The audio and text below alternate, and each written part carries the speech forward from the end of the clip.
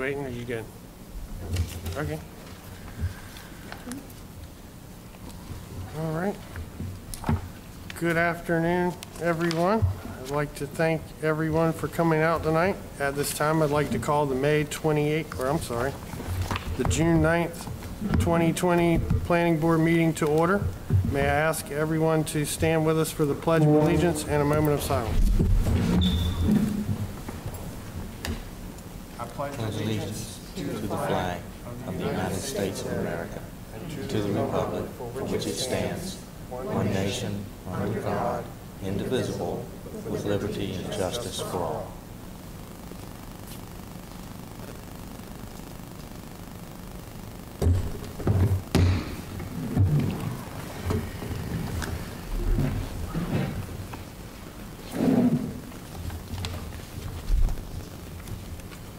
Do any members have any conflicts of interest or disqualifications with respect to any items on the agenda tonight?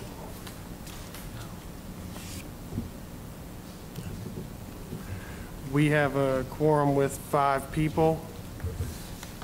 Are there any changes to the agenda tonight? Hearing none, I'll entertain a motion for approval of the agenda as presented. So moved. Second. I'll second. We have a motion and a second. All in favor? Aye. Opposed? Agenda is approved.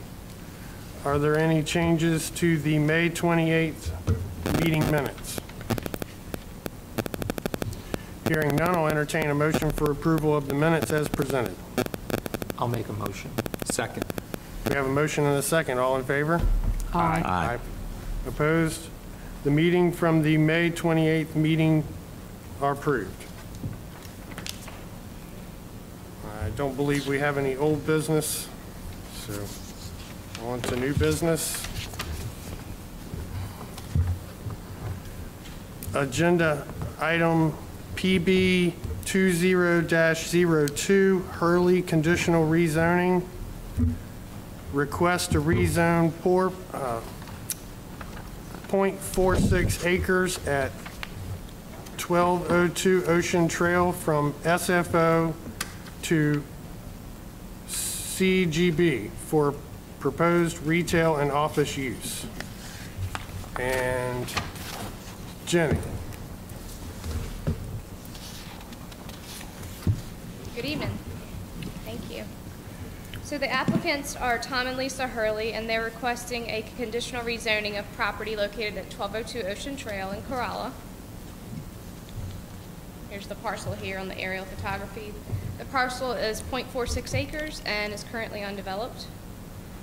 There's commercial property to the north, distinctive landscaping and remodeling. There's a restaurant there too, and outdoor tour operator use. Across NC 12 is the entrance to Ocean Hill subdivision. To the south, across Coral Lane, that little stub there of a road is a residential dwelling that was part of Ocean Hill subdivision. And to the west is property located within actually the villages at Ocean Hill plan unit development, and it's currently utility use. The parcel is currently zoned SFO and has been zoned residential since 1970, and it was created as part of Ocean Hill Section 1 subdivision. So it was created as part of that subdivision to the east. The land use plan classifies the site as full service in the Corolla sub-area.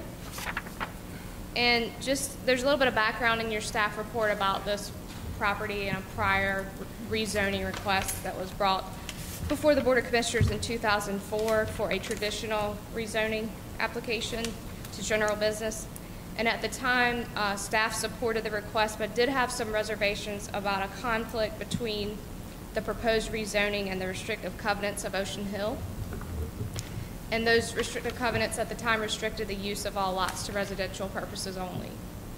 So the planning board at the time recommended approval, and the Board of Commissioners, when they heard the request, they continued the request and directed the applicants and the opposing parties to work on a mutual solution. And the request was never reheard by the Board of Commissioners at that time. That request in 2004 actually included this parcel as well as the parcel there to the south that has that house on it, right across Coral Lane Stub. So since 2004, actually in 2012, there was a recorded declaration of withdrawal of lots 112 and 113. That's the subject parcel as well as the parcel to the south of the house. And the declaration of restrictive covenants was amended to restrict uses of those withdrawn lots. And the uses that the applicant is proposing are consistent with those uses laid out in the declaration of restrictive covenants. I did include the withdrawal declaration as well as the restrictive covenant declaration in the agenda packet. So here are the applicants. So my understanding is the intended use by the applicants is for retail sales and professional offices. But in addition, they are requesting approval for these uses as part of the conditional rezone. Again, these uses are consistent with those allowed in the Declaration of Restrictive Covenants. That's going to be animal grooming, animal shelter, vet clinic, fitness center, indoor recreation, convenience store, adult daycare center, child care center, museum, library, retail sales, nursery, business and sales, professional services, restaurant, specialty eating establishment, vocational or trade school, single-family dwelling, and a family care home. And those uses are all consistent with the terminology in our Unified Development Ordinance for the uses. The applicant did hold a community meeting in February of this year, and some of the items of discussion at that meeting were stormwater, drainage, and access to the property. And the applicant did provide a meeting summary of that community meeting, and it's included for you in your agenda packet. Here's the applicant's conceptual site plan. You can see that the building is proposed to be pushed forward towards NC-12 and parking in the back. That's a requirement of the ordinance. He's proposing stormwater, on-site stormwater, landscaping, all the requirements that the ordinance would have for this property. And you can see the access is proposed off of Coral Lane into the property. So they did provide a building elevation. I think this is actually a residential house in the off-road area. Isn't it? Yeah. Yeah. So they're really in the conceptual phase. So they don't have a set of building plans that they're ready to build on, but this was a conceptual plan. And there are some notes in your staff report about this rendering.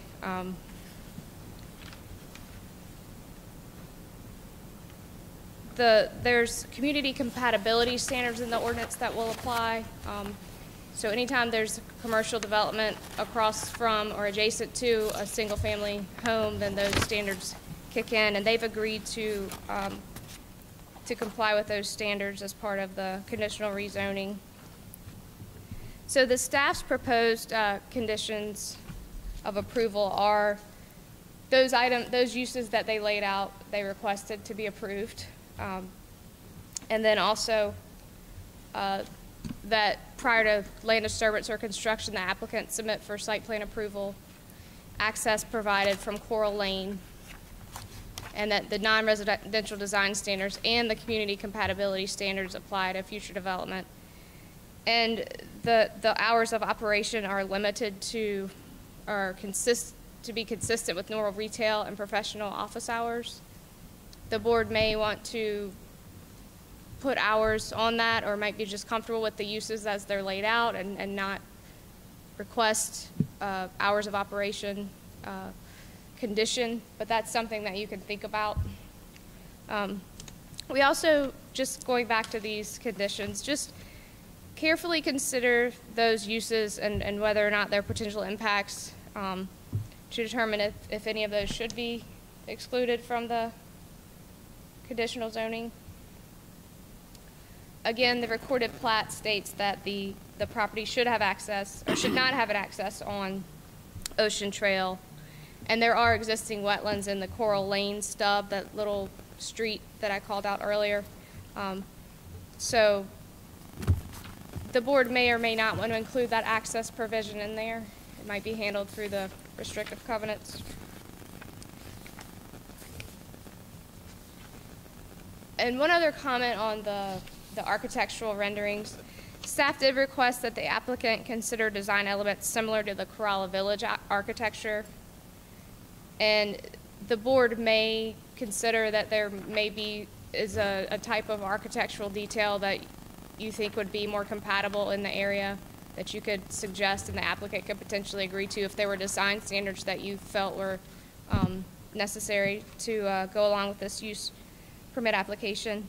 For instance, the board may request a covered front porch entry along NC-12. That is one of the things you can choose to meet non-residential design standards, but there are other options as well.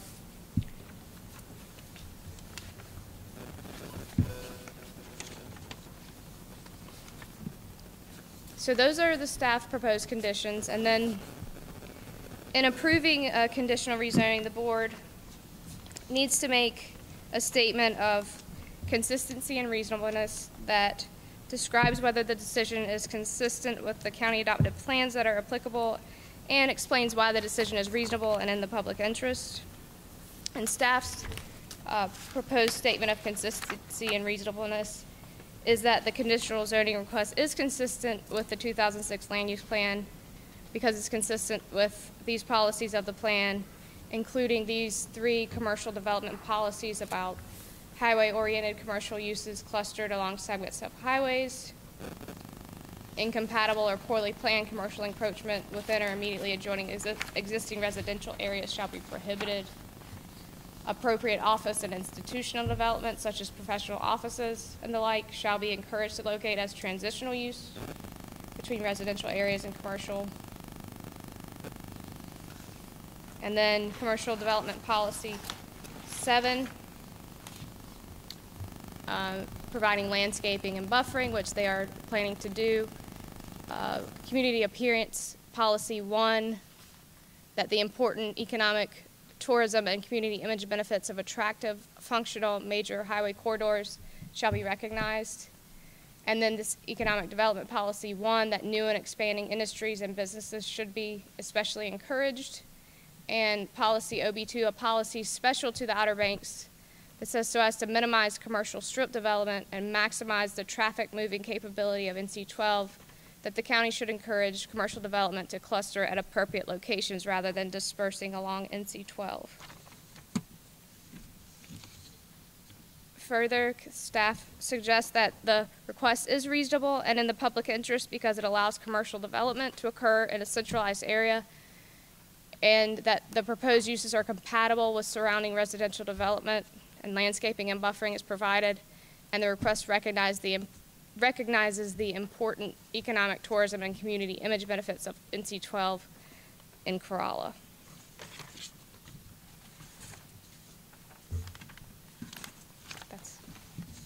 Does anyone have any questions for staff at this time? I do. I'm looking at the proposed use, retail sales, and professional offices, this list here. Now, on this list is single-family detached dwellings. So I'm confused as to why a residential item is listed with this.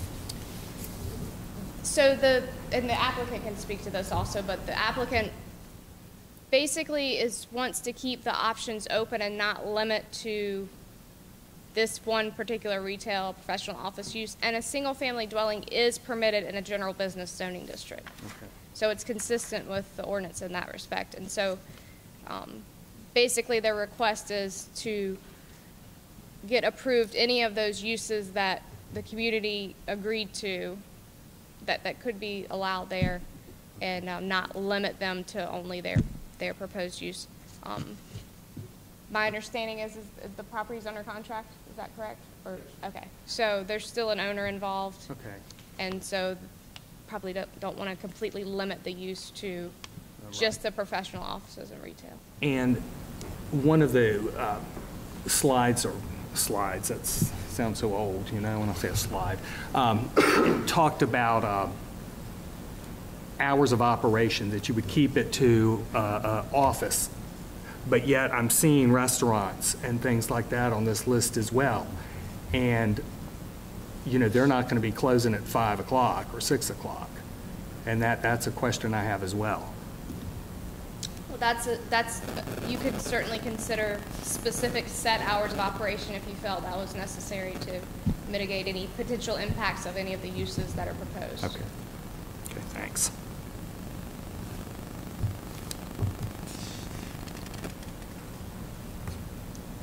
Any more questions? Anyone?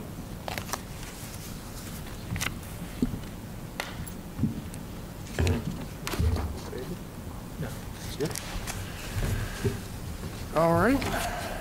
Is there anyone present to represent the case tonight?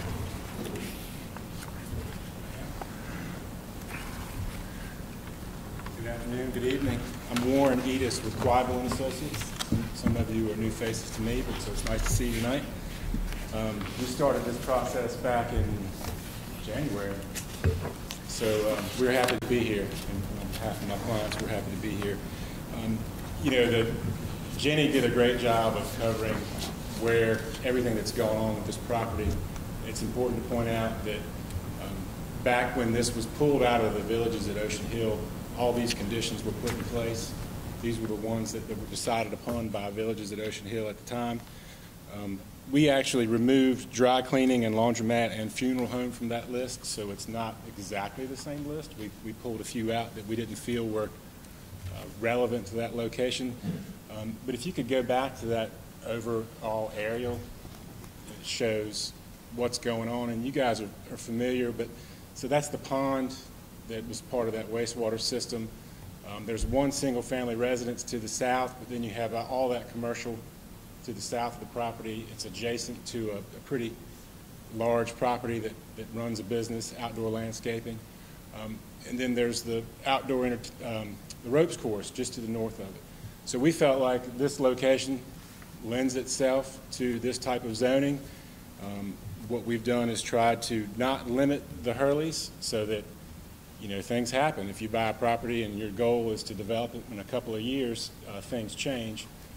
Their goal is not to come in right away and do it, but that may change, but they don't want to limit themselves. So what we have done is we've limited it to what was already laid out for us. We've worked closely with the county in coming up with the conditional GB plan that we've got before you, with the understanding that when it's time to submit a site plan, we'll have to meet all the UDO requirements. That's a given, so there's no issues there.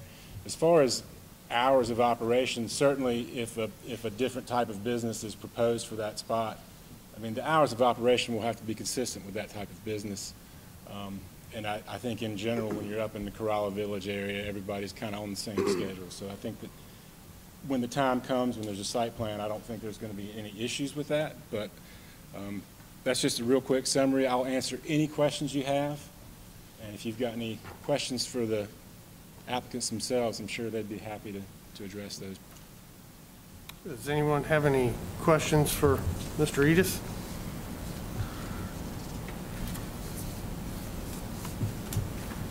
No questions. No, you're getting off easy tonight. Once isn't bad. Anybody? No? I think we're good. Thank you. Yes, sir. Thank you. I will open the floor for public comment if there's anyone here who wishes to speak on this item tonight. Come on up. All right. Hearing none, I'll close the public hearing. Are there any questions or discussion amongst the board?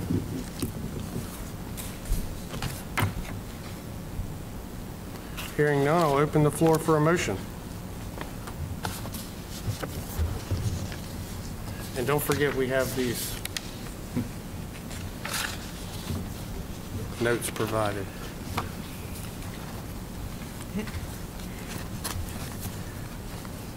I'll make a motion that we move to approve PB 20-02 because the request is consistent with the 2006 Land Use Plan full service designation and the following policies. Policy ED1, new and expanding industries and businesses should be especially encouraged that 1, diversify the local economy, 2, train and utilize a more highly skilled labor force, and 3, are compatible with the environmental quality and natural amenity-based economy of Currituck County. Policy OB2, so as to minimize commercial strip development and maximize the traffic moving capability of NC12, Currituck County shall encourage commercial development to cluster at appropriate locations rather than dispersing along NC12. And the request is reasonable and in the public interest because it allows commercial development adjacent to existing commercial development near the Corolla Village commercial area. The proposed uses are compatible with surrounding residential development, and landscaping and buffering will be provided. The request recognizes the important economic, tourism, and community image benefits of NC12, the major highway corridor in Corolla, and future development, and complies with the Unified Development Ordinance to achieve an improved appearance. Conditions of approval: allowable uses of the property shall be limited to the following use types: animal grooming, animal shelter, vet clinic, fitness center, indoor recreation, convenience store, adult daycare center, child care center, museum, library, retail sales establishments, nursery, business and sales, professional services, restaurant with no drive-through, specialty eating establishment, vocational or trade school, dwelling, single family detached, family care home. And number 2, prior to land disturbance or construction, the applicant shall submit for site plan approval. 3, access shall be provided from Coral Lane. 4, non-residential design standards and community compatibility standards of the UDO apply to future development. 5, hours of operation shall be consistent with normal staff, in parentheses, surf shop, in parentheses, and professional office hours. Another condition would be, I think, the architecture of any structure shall be similar to Corolla Village. Is there anything else? Oh, I think that's it. Okay. And I move to approve PB 20. That's a different one. Yep, you're good. All right. And you even added the Corolla Village architecture. All right. We have a motion. We have a second. I'll second. We have a motion and a second. All in favor? Aye. Opposed? Hearing none, motion passes unanimously.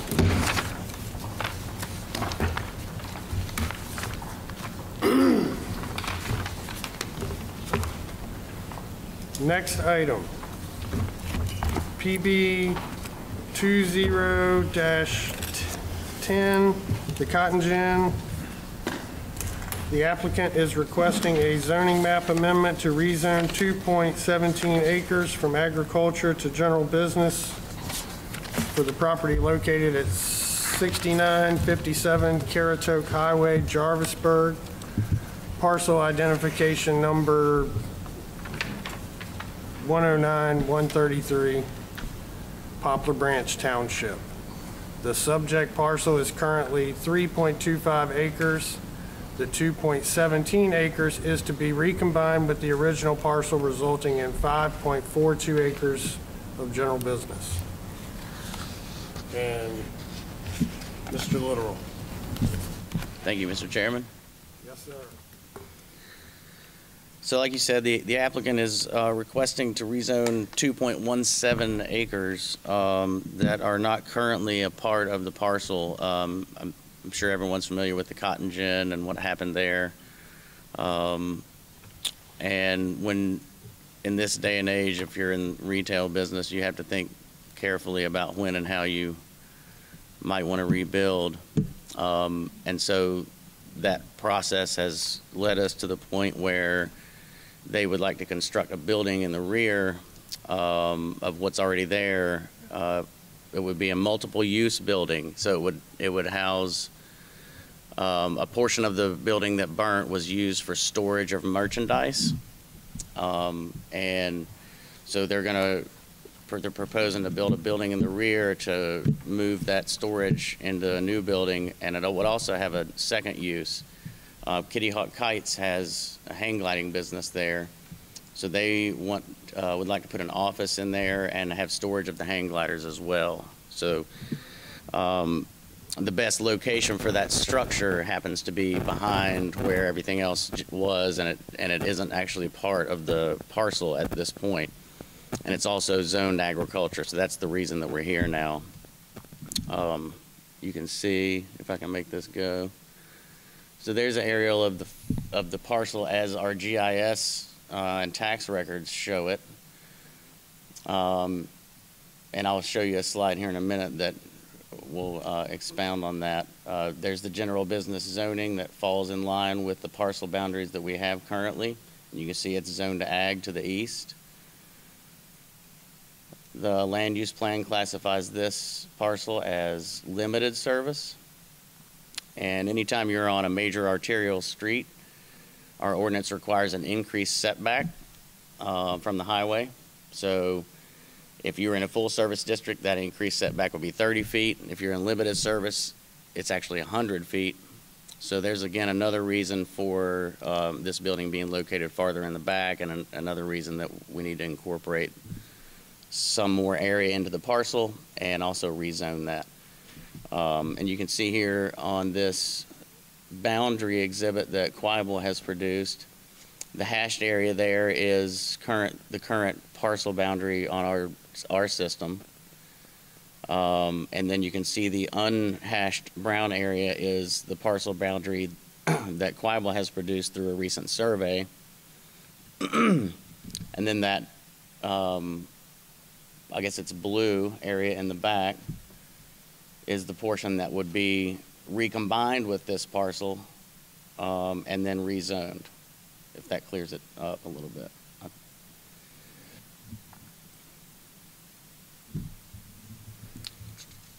So like I said, there's multiple uses. They're proposing a building back there in that back portion that's being rezoned. Multiple uses would be storage of hang gliders, an office for the hang gliding business, as well as storage of merchandise for the cotton gin.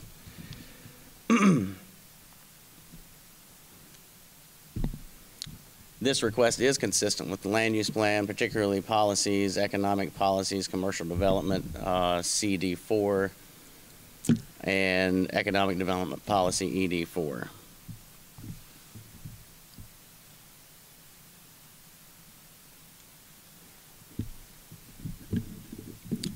Staff is recommending approval of this request because it is consistent with the 2006 land use plan, and it is reasonable and in the public interest because it would result in logical and orderly development, and it demonstrates a community need. And I'd be happy to answer any questions if you have some. Does anyone have any questions for Mr. Little? Got anything? You good? Oh. I guess we're good. Okay. And Warren's here Okay. also for this one if you'd like to speak with him. Sure. Are you here to represent this one? Anybody else? The rights are here as well. Well, whoever wants to tell us about it, come on up. So hi again, Warren with Quibble. Everybody knows there was a tragedy at the Cotton Gin. It's a landmark in Jarvisburg. They lost tens of thousands of square feet of retail space. Putting that all back, it took 100 years to get there. It's not something that happens overnight. We're not 100% sure how it goes back. We're working on that part. But as we began to look at what our options were, we discovered that what we thought was the property was reflected differently on the GIS and in the tax records. And the zoning reflected a boundary that we didn't necessarily, I mean, it just kind of happened. So the monumentation we found in the field represents that unhatched orange-brown line. But you know, with the 100-foot setback and with the volume of retail floor space that they lost, the fact that the septic system is all in that back area, if you were just to simply say, well, just move the building back, I mean, you've got, it's a domino effect. So, you know, it quickly ran out of space. They're fortunate enough that they own the property around it so that we can do this. But that's what we're here for. We're here to try to help them reimagine what the cotton gin can be. So that's what we're doing. If you guys have any questions, feel free to ask if you got some specifically for the rights. Anybody? I don't have anything. I'm glad to see them building back. Anybody else? Same. I'm very happy that they're choosing to move forward with rebuilding.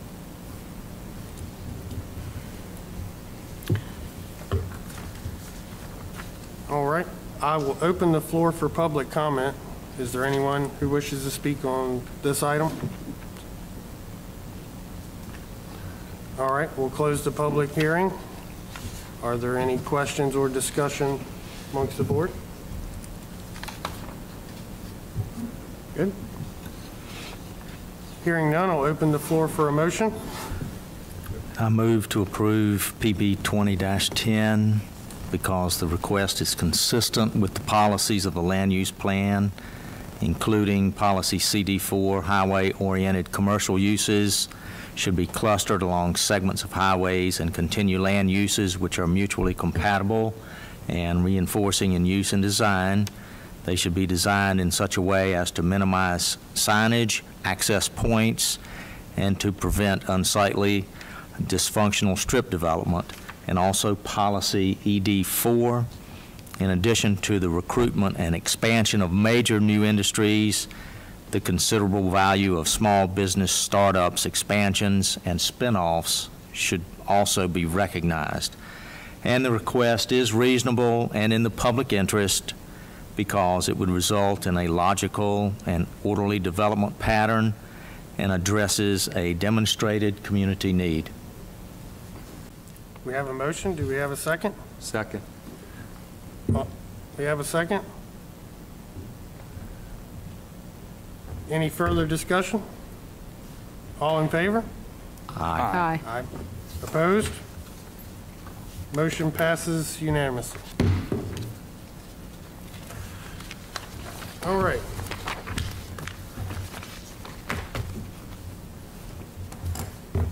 Are y'all good to go? You want to take a break before we dive into the next one, or what?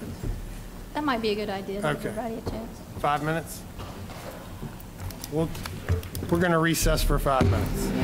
We're back in session. So the next item on the list is PB 19-20 Flora Farm, rezoning 224.44 acres from agriculture to planned development residential for property located in Moyak immediately south of Eagle Creek subdivision and Moyak Middle School. The request includes 285 single-family dwelling lots and up to 100,000 square feet of commercial, 125 upper-story dwelling units, and a 22-acre school site. PIN numbers are 1585B, 1585C, and 1585A. Moyak Township, and you're already there, so take it away. Thank you, Mr. Chairman. And Tammy Glaive sends her apologies. She is unable to be with us tonight due to the public health situation we have that we're all dealing with. So let me begin. The location of this is next to Eagle Creek and Ranch Land and the Falls PDR. It's 224.44 acres, located with street frontage on Survey Road. It is zoned ag, all three of these properties. You see the lilac coloring of PDR next to it from the Foss project. Ranch land there, is, SFM is in the yellow. Eagle Creek is zoned ag. So you see all the surround, and across the street, Survey Road is GB for all the surrounding zoning. This area is designated in the 2006 land use plan as full service, and it is split in the 2014 Moyak Small Area Plan classification between full service and limited service. So the request is for a planned development residential. And a planned development residential, as a refresher, and I am going to be quoting the ordinance, so pardon me for reading to you, is intended to encourage the use of innovative and creative design to provide a mix of different residential uses in close proximity to one another on mainland Currituck County, while at the same time providing an efficient use of open space. Limited small-scale commercial uses may be allowed in the PDR district, primarily to serve the needs of the residents in the development. So with the PDR, you are considering two items. You're considering the master plan, which is this, and a terms and conditions document. And both of those are in your agenda packet. So, so the developer is requesting to rezone this 224.44 acres from ag to planned development residential PDR. So the request includes 285 single-family dwellings, 125 upper story dwellings. Most of that is going to be located over about up to 100,000 square feet of commercial. This application, this request does include a 22-acre school site and 67.5 acres of open space. And this open space is excluding the school site. So even if you remove the 22 acres for the school site, there is still 67.5 acres of open space. So that gets us to about 1.72 units per acre. The planning board members and the board of commissioners have often asked about other things that you can be doing on this property, and the board of commissioners has asked us to include this information in our staff reports. And so you can see right here the proposed, what the applicant is requesting is 410, is going to be about 410 units. You can see the open space is at 30%, just over 30%. The gross density, 1.83 dwelling units per acre. And feels like that's where we go ahead and take out the open space, and in anything like the stormwater, the 10% required area for infrastructure. And when you're driving through and you see the houses, that's what that net density feels like. Under the existing zoning, which is the ag, approximately number of units would be 74, open space would be at 50%, and the gross density would be 0.33 units per acre, and it would feel like 0.66 units per acre. So a little bit more space there. If they're going for SFM, the single family mainland, which is our large residential zoning district on the mainland, they could do up to 224 units with 40% open space, and it'd be essentially 1 unit per acre, and the feels like would be 1.66 units per acre. And with the MXR, you have two different versions. With an MXR, you could do a mixture of single family and multifamily, but to max out of those multifamily and single family, you see you could have up to 448 or 673 units if you went with an MXR. So if you have any questions about that, let me know.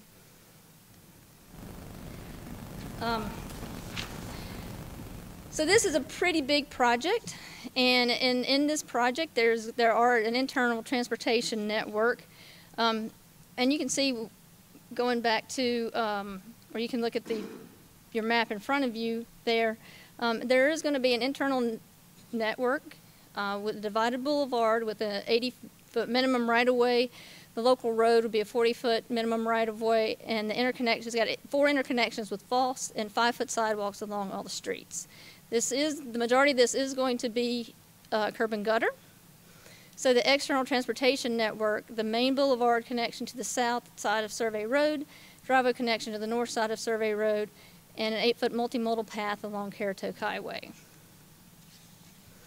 And in this, the applicant did submit a TIA, a transportation impact analysis, and he did complete that. And NCDOT, there is the letter from NCDOT accepting and approving this traffic impact analysis. But with the PDR, the proposed zoning, this development is projected to generate up to about 8,300 trips per day. The FOST is going to projected to generate just under 6,000 trips per day. And if you were looking at the existing zoning, it would generate about 708 trips per day. And you can see the variation, how this could be, this type of development could be very impactful on the traffic. So the applicant did, like I said, complete the transportation impact analysis, and these are the main recommendations that came out of this. And once again, thank you guys for meeting in this different location, and I'm sorry it's not a better, clearer projection or a clearer map, bigger. And but you do have this in your agenda packet, and you can kind of follow along with me as we go over what is the recommendations from the TIA. At Survey Road and Currituck Highway, the unsignalized section provides southbound turn lane with at least 100 foot of storage, not allow left-hand turns off of Survey Road when you get to a total 30% of the total estimated trips, and that would be in conjunction with the right turn lane. To stripe out about 200 feet of storage for a two-way left turn lane along the highway for the northbound turn lane, and to monitor the intersection for signalization. So some more of the recommendations that came out for Survey Road and the future access 1 and 2, which is, let me see if I can find the laser and find where it's, oh well. But it's going to be at the main access coming out onto Survey Road from the Flora development. To connect these two accesses with stop controlled as full movement, basically a four-leg intersection and a two-way stop on both of those when they come into Survey Road. And to construct future access number 1, which is on the north side, I believe, with 1 ingress and 2 egress lanes, a northbound left turn lane with 100 foot of storage, and a right turn and through travel lane. Then to construct the future access number 2, which is on the north side, I believe, with 1 egress and 1 ingress lane. Provide eastbound left turn lane and a right turn lane along Survey Road with 100 foot of storage. Provide a westbound turn lane along Survey Road with 100 foot of storage. So that were the recommendations that came out of the traffic impact analysis, and that was approved by DOT, our engineer David Otts. So this was also included in your agenda packet, but it's essentially what classifying as a level of service. And you can see the different intersections. They go through and they list out how the level of service that's anticipated through the build out or no build, the build out and build out with improvements. So you can look and see how that level of service changes over time with no construction, with construction, and with construction with improvements made to the roads. And Tammy included in your agenda packets a little explanation about level of service and what to expect in that. Just to clarify, because this is a lot of information to take in.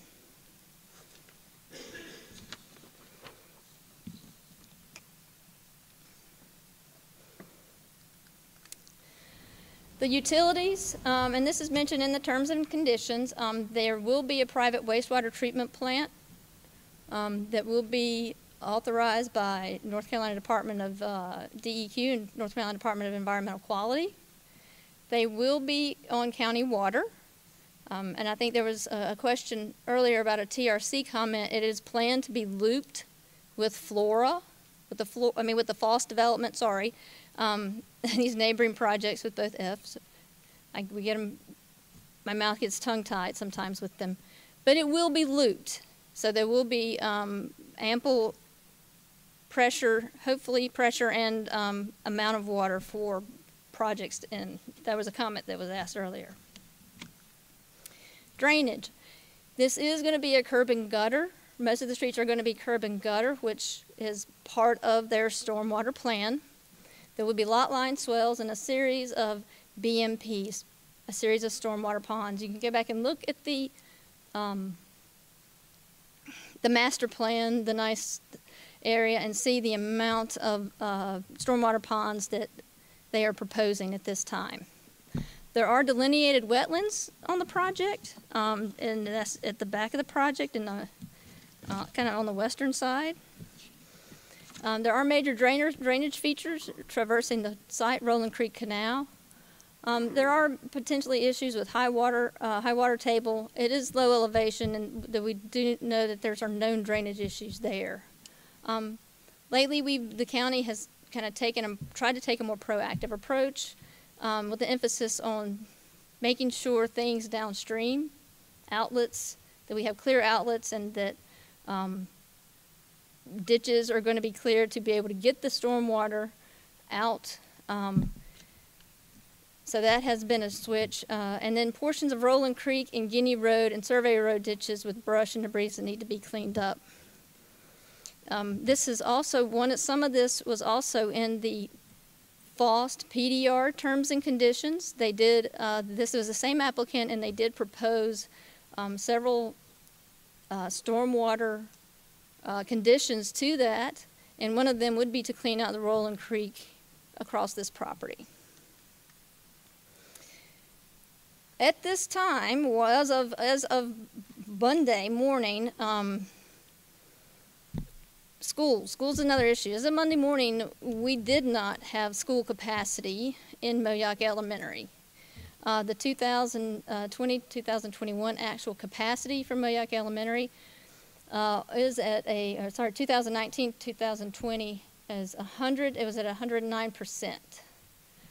So then the actual capacity with the new state mandated state classroom sizes for K through 12 puts us at 115% at Moyak Elementary. The committed capacity, and so actual capacity is what we call ADM, average daily membership, and that's the actual number of kids that come to school. That's kids at desks.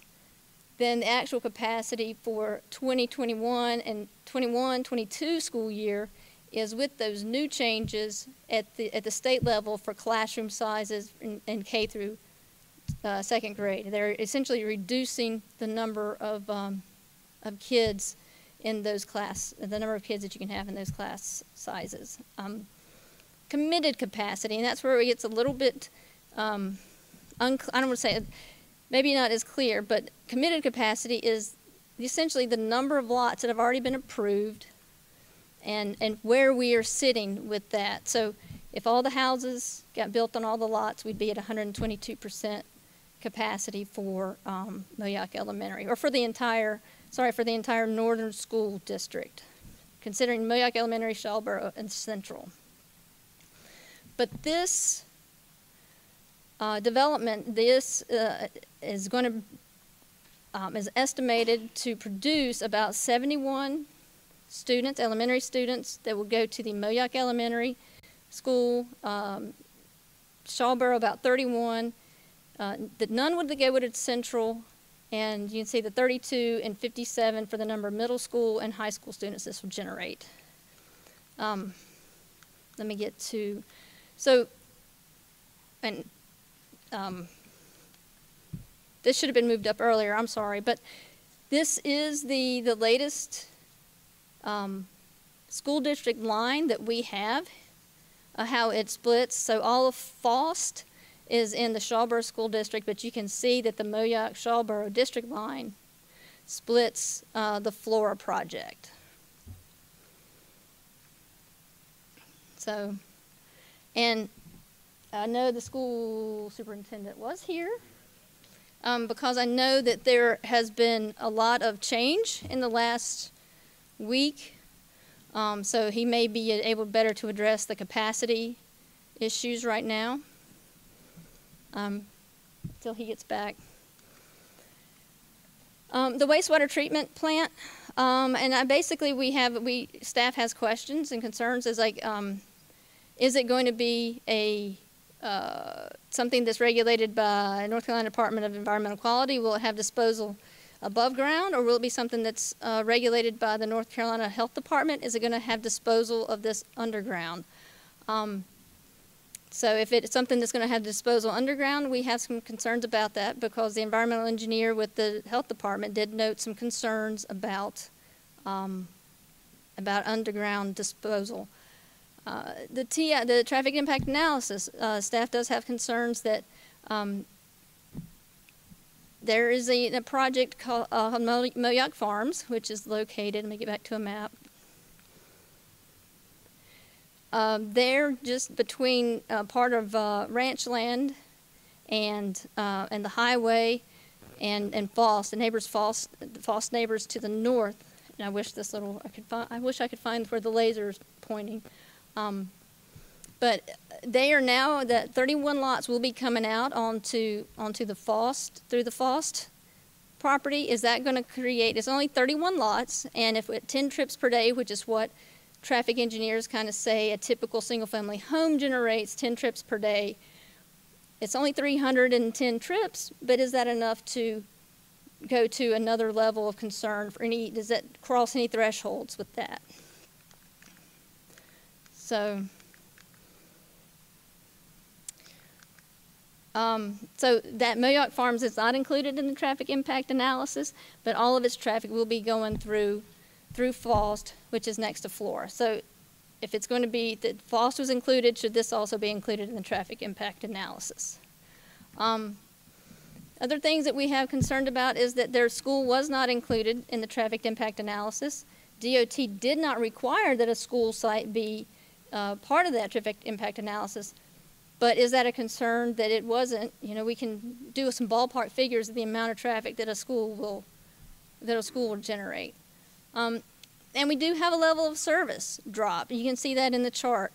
And the worst is going from a C to an E along Currituck Highway without school traffic. And I think that's even without, I think it goes to an F without improvements.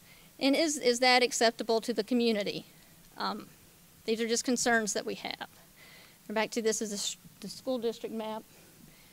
And I don't know, I just went over school capacity when you stepped out, and I don't know if this is, because this is the latest number we have as far as the actual capacity for Moyak Elementary.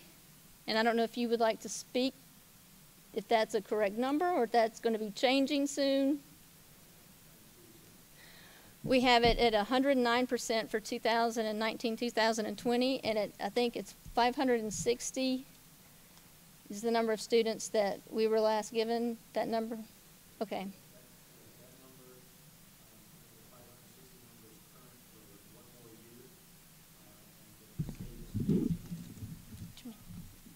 Yeah, come on up.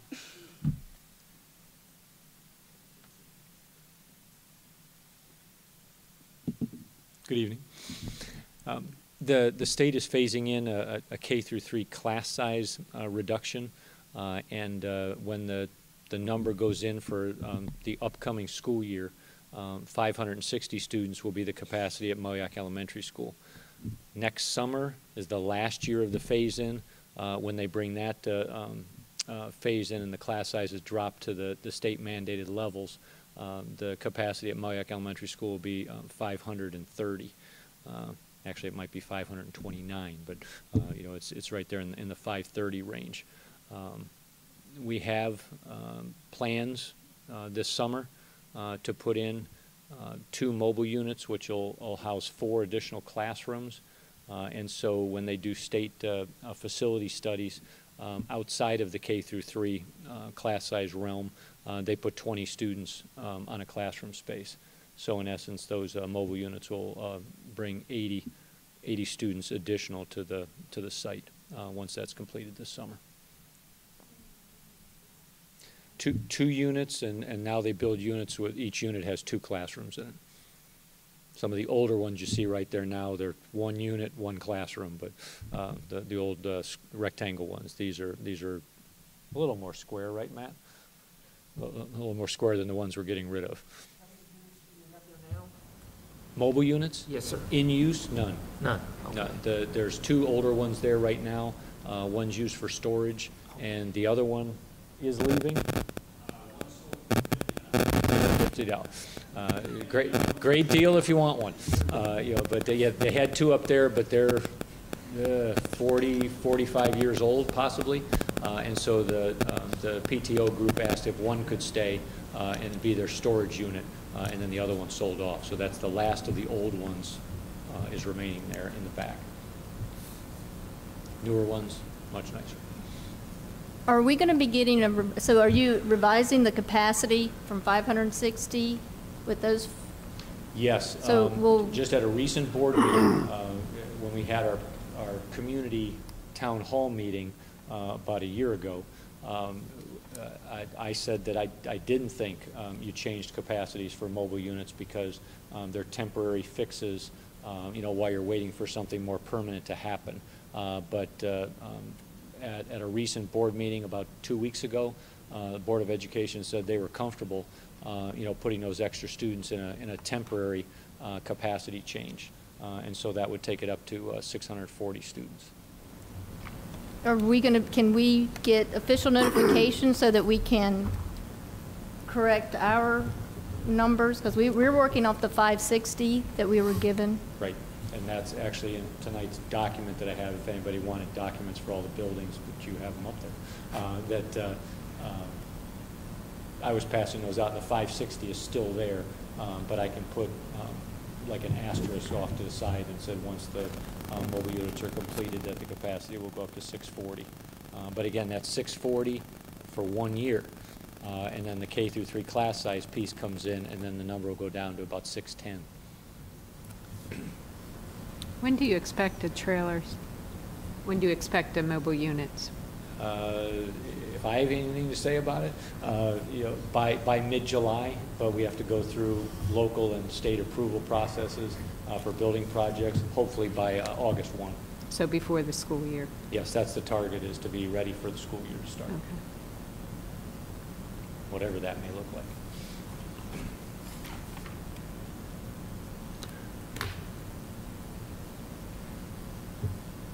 All right. You may be back. So Okay. Sheree, did you? Chair's right there. I ran my errand. Did you need his and I'm done. name and address or anything, Sheree?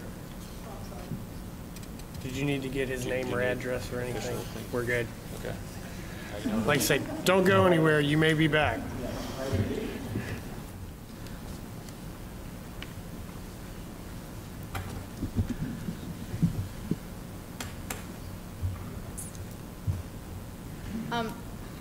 Well, if we get official notification and we can track these numbers with the numbers, and once again, this is a capacity that I want it on record with the planning board knows this is the capacity that the school system, specifically Mark Stefanik, gave the planning staff. We did not make this number up. And then we follow them with ADM, average daily membership, once again, that data that we get from the school system. So we are concerned that, and if the school board then deems that these mobile units are adequate public facilities, adequately educate our children in mobile units, then we will change, the chart, and potentially we could re-evaluate our recommendation. But it is a concern that up until this has been a policy change that we found out about yesterday morning, that these were coming in and the school board now deems them that they are adequate public facilities. So we haven't you all got your staff reports last week and we haven't had time to revisit this. But, and this is their phasing schedule that they are proposing. I don't know if they want to revisit this now that they have capacity in Moyak Elementary, but up until then, we do have an adequate public facilities ordinance requirement in the UDO that says adequate public facilities needs to be in place or programmed to be in place within 2 years upon approval of the use permit. You are being asked right now for a rezoning for this application of a planned development residential zoning designation. That's a legislative decision. And you can take into account any and all of these items that you care to, that you think would be impactful on this development. Now, the adequate public facility specifically calls out a use permit. That's where these adequate public facilities need to be in place or programmed to be in place within 2 years. There's a difference. Legislative, you can take a variety of factors into account. The traffic, the impact of schools, any concerns you have about drainage, any concerns you have about density, anything, all those are part that you can take place in a legislative decision. The use permit needs to be kind of, if it's part of that, needs to be that they are adequate public facilities in place, program to be in place within 2 years. So, we do have concerns that approving a phasing schedule based on a conceptual time frame. Once again, these may not be relevant.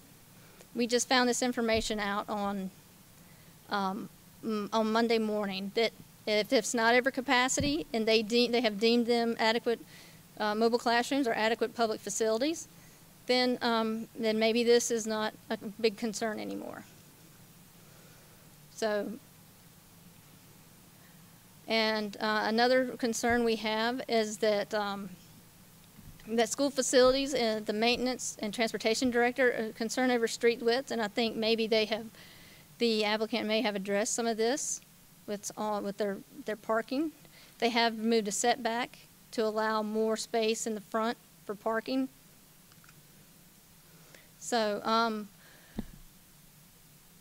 so the TRC. The Technical Review Committee recommends denial of this request based on the traffic impact analysis does not include the Moyak Farms, does not include potential impact from a school site, and that the level of service drops to E at Currituck Highway and Survey Road intersection at peak times without the inclusion of the new school traffic. And school capacity may not be an issue, but once again, this is information we have not had time to take into account. We would like to see a school in the phasing schedule. And since the school site is part of the development of the planned development residential designation, if the wastewater treatment plant is not open, if it's not ready, how are we going to open a school?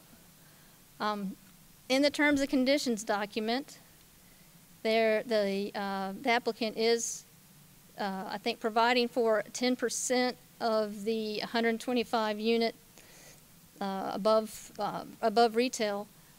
I think he's setting aside 10% for workforce housing, which is a very nice gesture, but the county cannot enforce or regulate or enforce workforce housing condition on that. And the concern over the width for a school bus. So in your staff report, Tammy did a really good job of listing out some of the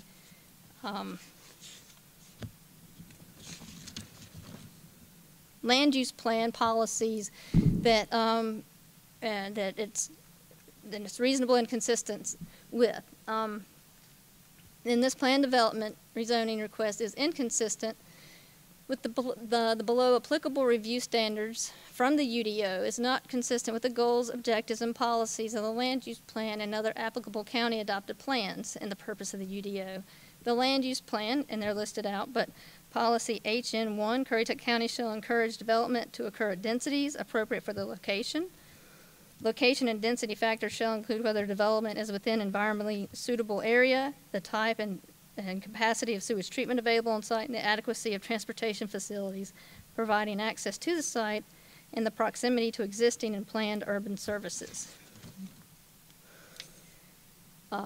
TR2, Land Use Policy TR2, transportation planning shall be employed to promote hierarchical functional transportation system and to promote the proper arrangement of land patterns by controlling the location and appropriate use of streets, highways, trails, and other modes of transportation. Generally, the design of major roads should give first priority to moving traffic, while smaller roads may give greater emphasis to serving adjoining land uses. Policy SF3, site planning for traffic management and safety in the vicinity of public schools shall be a priority. Policy SF4, Currituck County shall continue to support a service level policy for schools that calls for the construction and maintenance of classroom space sufficient to avoid the use of mobile classroom units. Policy PP2, Currituck County shall continue to implement a policy of adequate public facilities sufficient to support associated growth and development. Such facilities may include, but not limited to, water supply, school capacity, park and open space needs, firefighting capability, and law enforcement.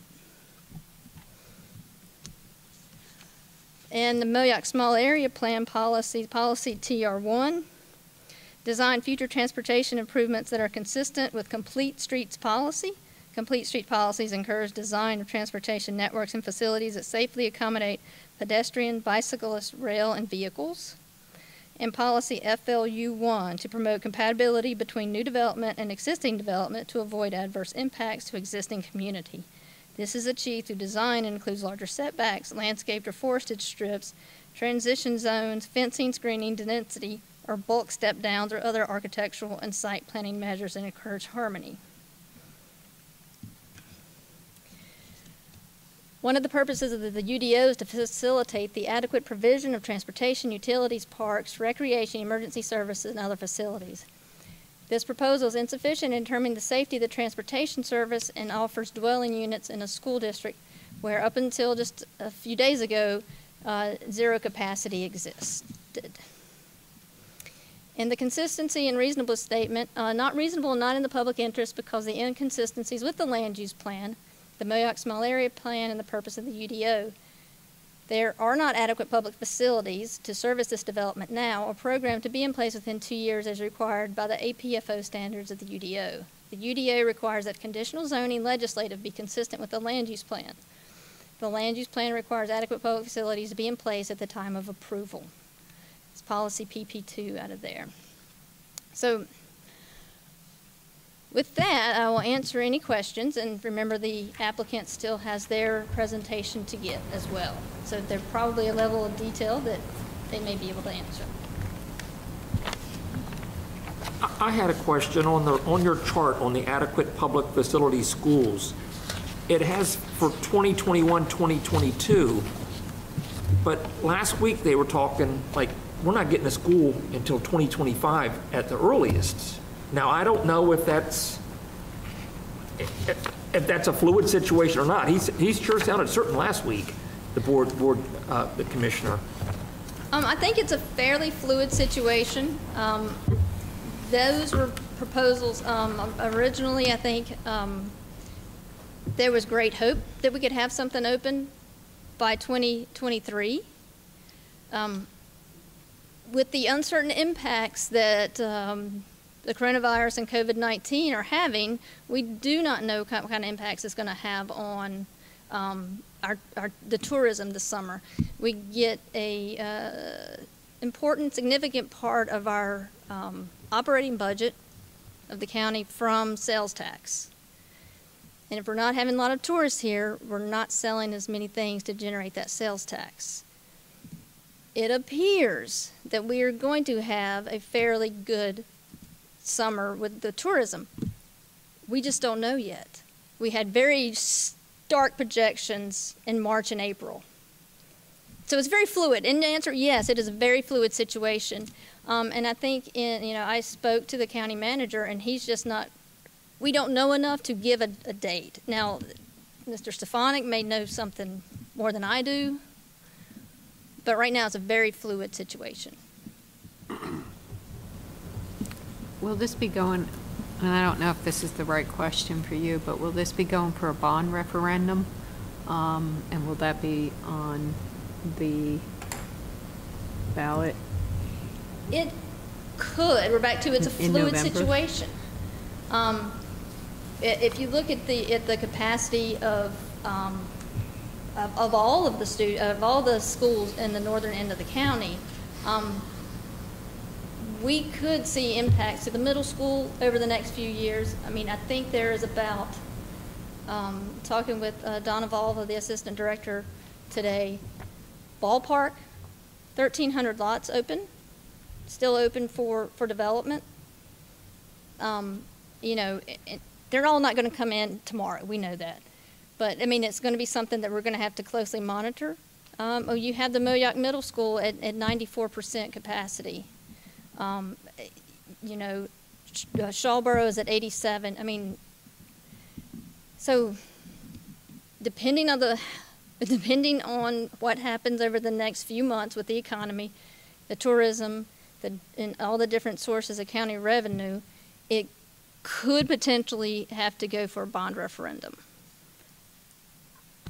I am not the person to speak to that other than the information I just gave you, but it's a possibility.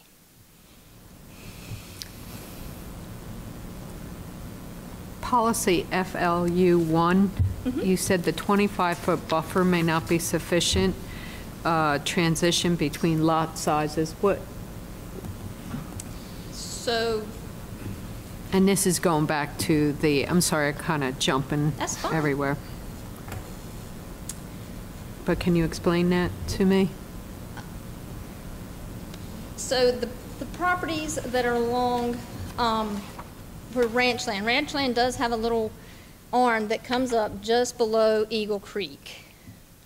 And let me see, do we have a good GI? Right here. You see those properties along at ranchlands at this little arm that comes up and then it hits Eagle Creek there. Those are anywhere from, I think, 1.5 acres to 5 acres, 5-ish. They are proposing a 25-foot buffer between those lots and their 15,000 square foot lots. Is that enough? You know, that's a concern of ours. And also the lot sizes there along Eagle Creek, I think range from, I have lots of numbers in my head. They range from like basically 0.7 to 1.1 acre lots, and 25-foot vegetated buffer. Is that enough transition between those two? Well, I mean, we have concerns that it wouldn't be. So are the easements falling in that buffer? There will be a planting easement in there. I mean, a planted buffer. You can see here on this, and you may need to refer to the map in there, but there are plantings. I really wish I had the laser pointer. So, there it comes. It just took me a while. They do have plantings like along here. And that, I mean, that is a buffer, but once again, you're going from 1.5 to 5 acre lots along ranch land up against 1,500 square foot lots. I mean 15,000 square foot lots. It's just a concern, and you all may feel that is a plenty good buffer. I've been in ranch land.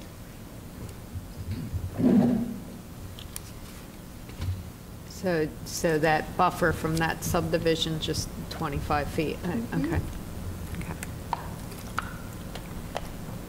And there's no connectivity through ranch land to any of that, because ranch land doesn't have any egress other than one way in, one way out. That's correct. So they are showing this would be connecting to Foss, the other PDR development, but there will be if there was connectivity to ranch land, there would be difficulties, practical difficulties with that, just with the ditching. Okay.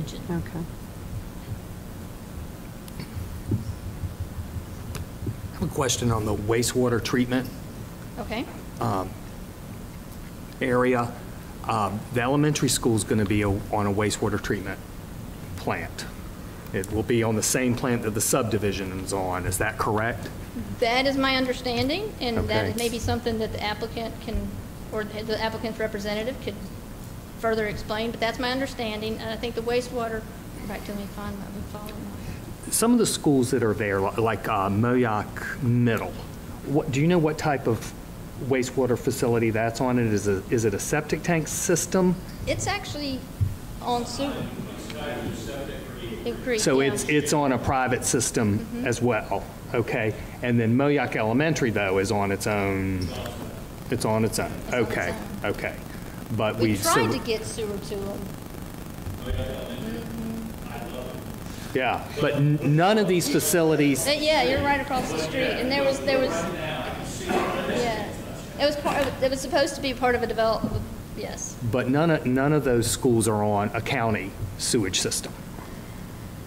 No. Which one is that? Central, yeah. Central's actually on a county sewage system. Okay.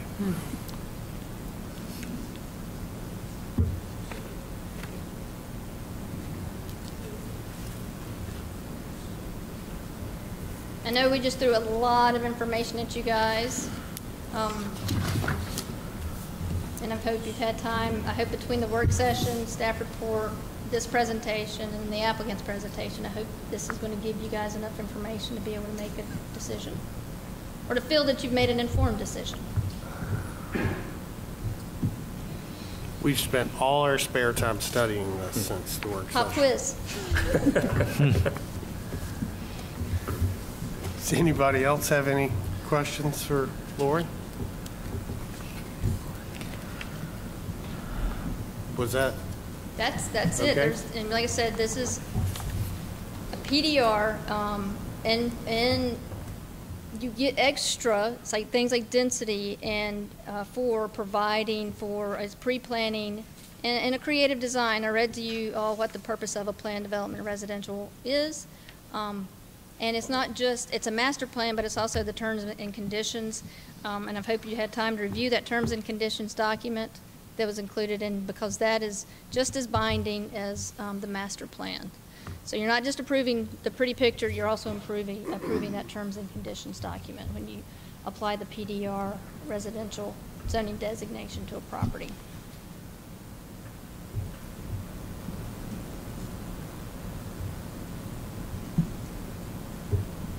All right, anybody? Think we're good?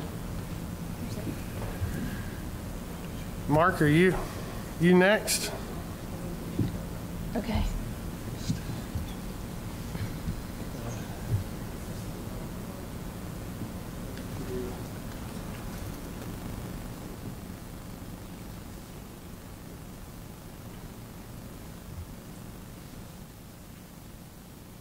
Well, that's queuing up. I've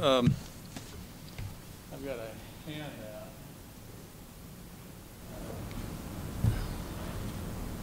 There are a couple of slides that can be difficult to see, so there's larger, more legible copies in here. Thank you. And there's also some additional information that's not on the slide. We'll appreciate that.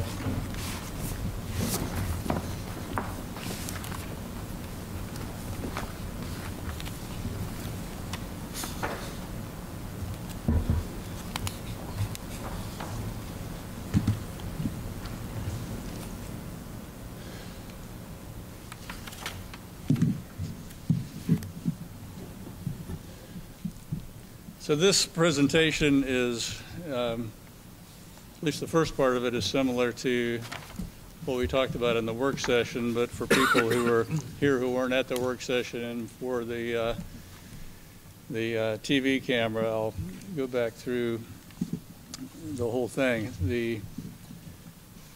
This is kind of an outline of the presentation. We're going to discuss what the master plan is. We're looking at we have some maps of the school attendance districts. We're going to talk about what the phasing plan is and how that ties to school attendance. We're going to talk about the terms and conditions document and just kind of summarize what those commitments are. Talk about some compatibility and consistency issues for the project, and then kind of give you some conclusions. So this is the master plan, and it has the phasing plan superimposed on it. The stated objective really is to build a community that has a creative design, providing a mix of different residential uses in close proximity to one another, at the same time providing an efficient use of open space that promotes an active lifestyle and a strong sense of community. In addition, we want to develop true mixed use in commercial development that's proposed to serve the needs of not only this community, but adjacent communities.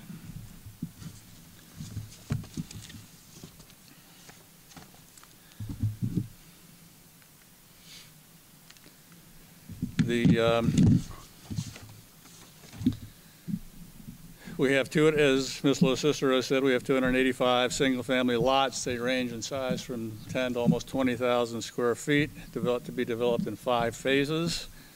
There will be a strong commercial element with up to 100,000 square feet of commercial development with up to 125 upper story dwellings. And we're setting aside 22 acres that you see on the left of this slide for the school.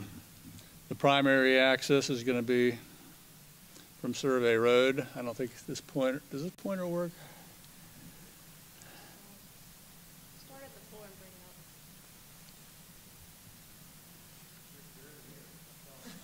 and bring it up. There we are. Okay. So here's the main entrance. This is Survey Road coming off of 168. We have some commercial development proposed here between Survey Road and 168. And then we have this large element here. And this is proposed to be developed in 7 phases, I believe it is. And then the 22 acres for the school site right here. And that's actually only showing part of the 22 acres. As stated, the central wastewater is being proposed, and we're proposing looping the county water system. And that looping will take place not only by connecting to Foss next door here, but we're proposing to run a new main under 168, because there's no looping on Survey Road right now, that will eventually tie to the school and provide improved fire protection for the area. In response to concerns that we heard about parking and passability, people parking on streets, we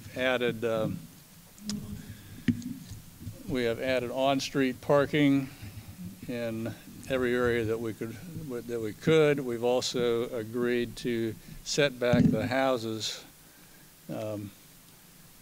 in the development throughout to make sure that we provide room for stacking of 2 cars between the sidewalk and the garages. So the purpose of that is to alleviate that problem that you have in subdivisions where you have maybe only a 1-car deep driveway with visitors parking on the street and creating accessibility problems. With this, we're looking to create an attractive and upscale development, kind of a Main Street effect. And this area in the middle is going to be walkable. It'll have landscaping and benches, and we're looking to have areas for outdoor dining and congregating of the residents, which we think will be a really attractive feature here. We have good pedestrian connectivity throughout. This shows the perspective on what this development will look like from 168.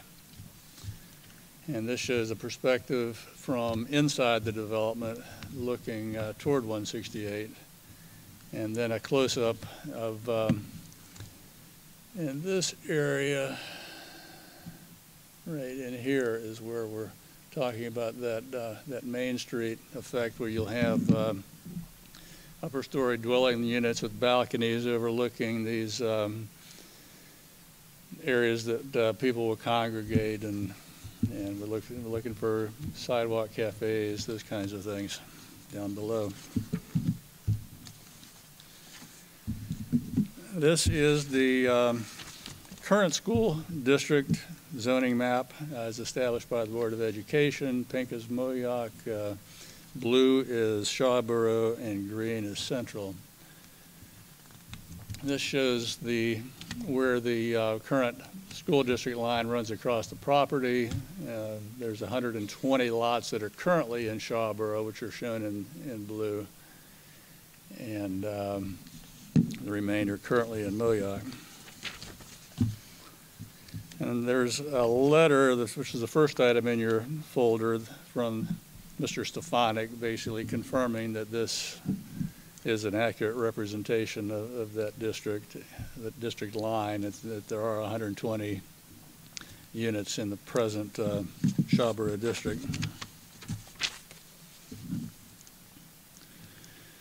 This next slide is the phasing schedule, and that is actually the second item in your packet, but I think you can probably see this well enough on the screen. As you can see, we have 5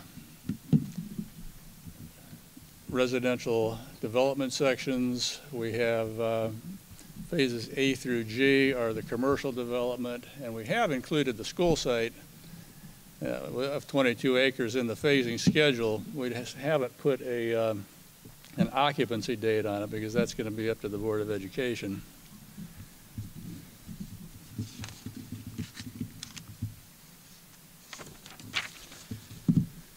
Now this next slide is the one that that folds out, and this is an important one to go through.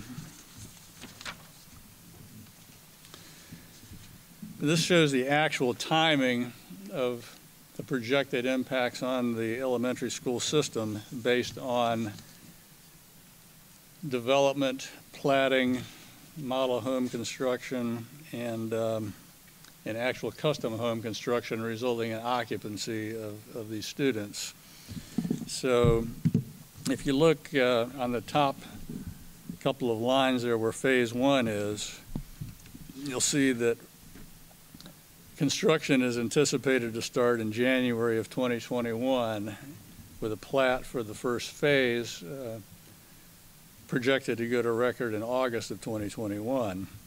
At that point, they would start model homes and pre-sales, and following that, custom homes would go into under construction.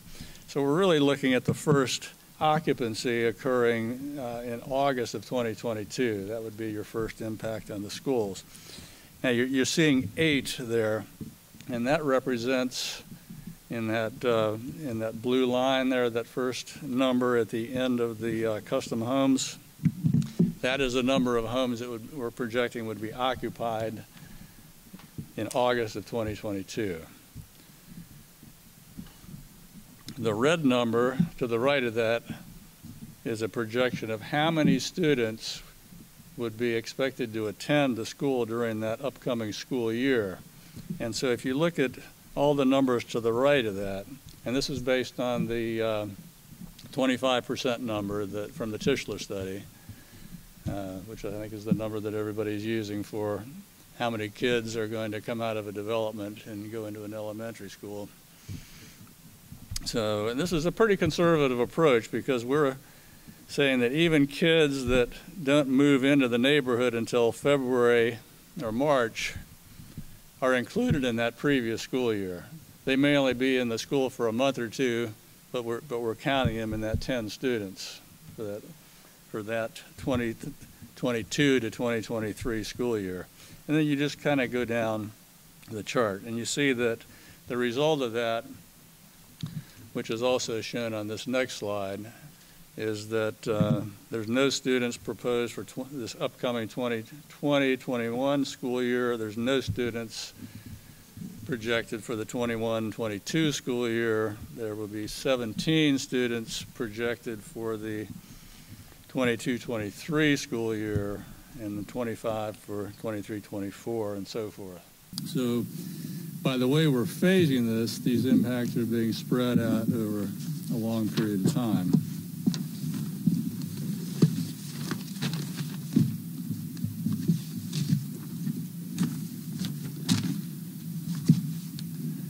And these are really just the conclusions that I stated. Now you have next in your packet, and I don't expect you to read that right now. Actually, you've already received it. Is the draft of the terms and conditions document, and this is just kind of a summary of what that draft says we're going to do as a.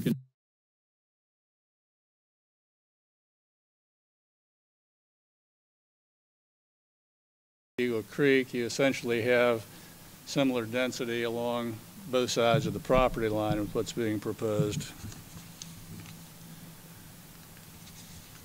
And then let's look at the setting.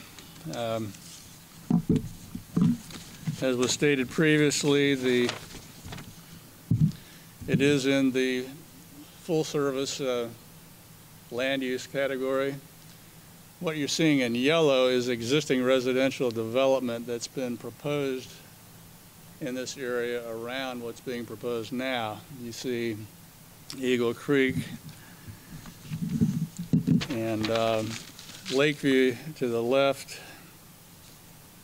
the Foss development to the right, ranch land kind of wrapping around it. And these are all 300 and 400 acre, 300 and 400 unit developments. Also to the north of where the commercial development is, you have 426 lots under development here. You have significant development here. But what this, we're in the teal color here. We're essentially completing the development of the full service district that it's in this part of the county. So this is almost an infill development. It's a large infill development, but it's basically completing it in accordance with the land use plan. And we've also allocated density so that it's in conformance with the Moyak small area plan.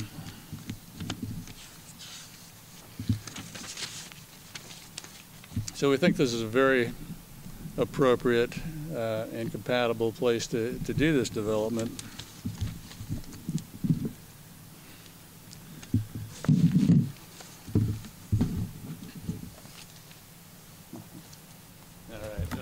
Are you switching up on us? Question. Yes. All right. Yeah, on this chart, the 125 apartments that wasn't included. When I total these up, I come up to the 285. So I'm curious as to those units, how we need to view those, or I don't see them in here. No, they're not, and that's because we don't have a schedule for those yet. It's going to be largely market driven, and it's going to. These are condos, right? Are they going to be condominiums? And we don't really have occupancy numbers because there's no development like that in Currituck at this stage.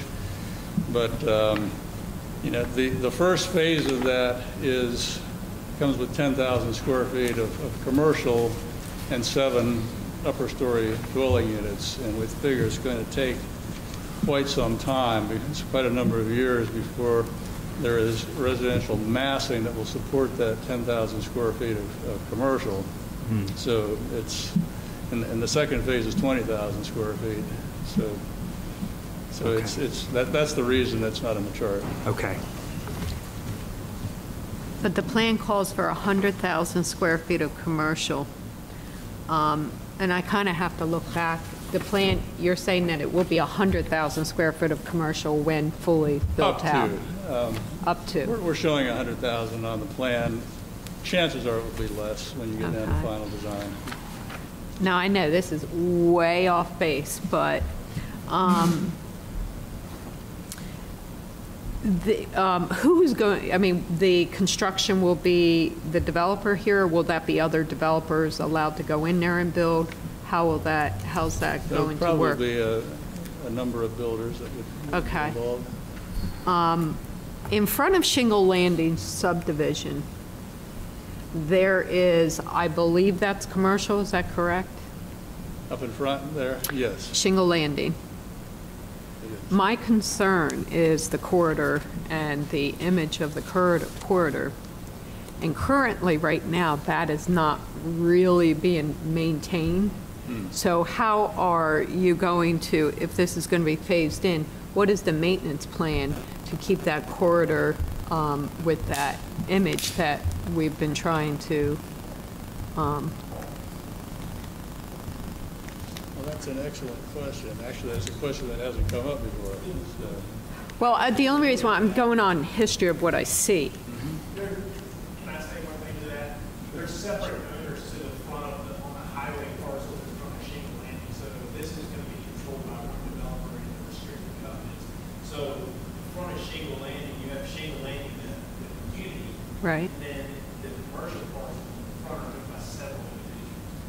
So Okay. the maintenance of those has nothing to do with Shingle Landing itself. So they're not governed by the They're not governed by anything. It's just a free for all, unless the UDO or code enforcement says something. Here, this will be governed by the same body as Okay. Thank you. That's the difference. There's a disconnect with ownership in Shingle Landing and commercial. This will all be governed by the same. Okay, thank you.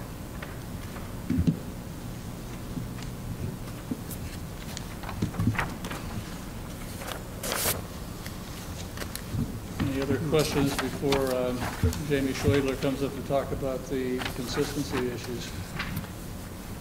Yeah, I have some more. Sorry.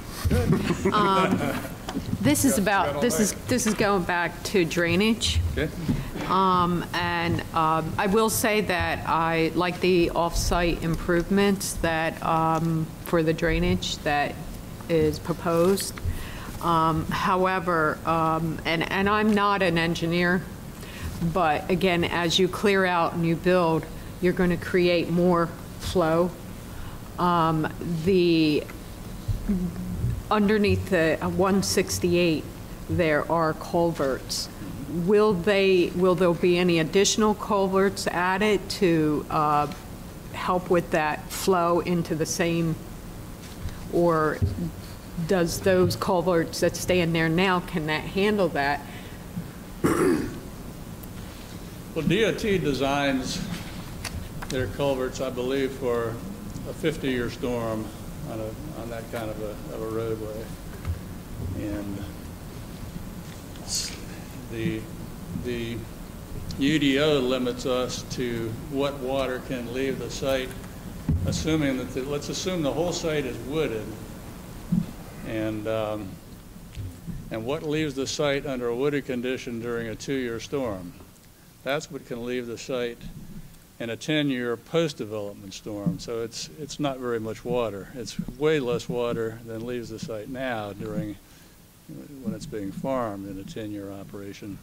But we're also, as I said, modeling it for the bigger storms as well, and sizing, the ponds and the berms and the swales and so forth, so that that water can be accommodated by existing DOT infrastructure.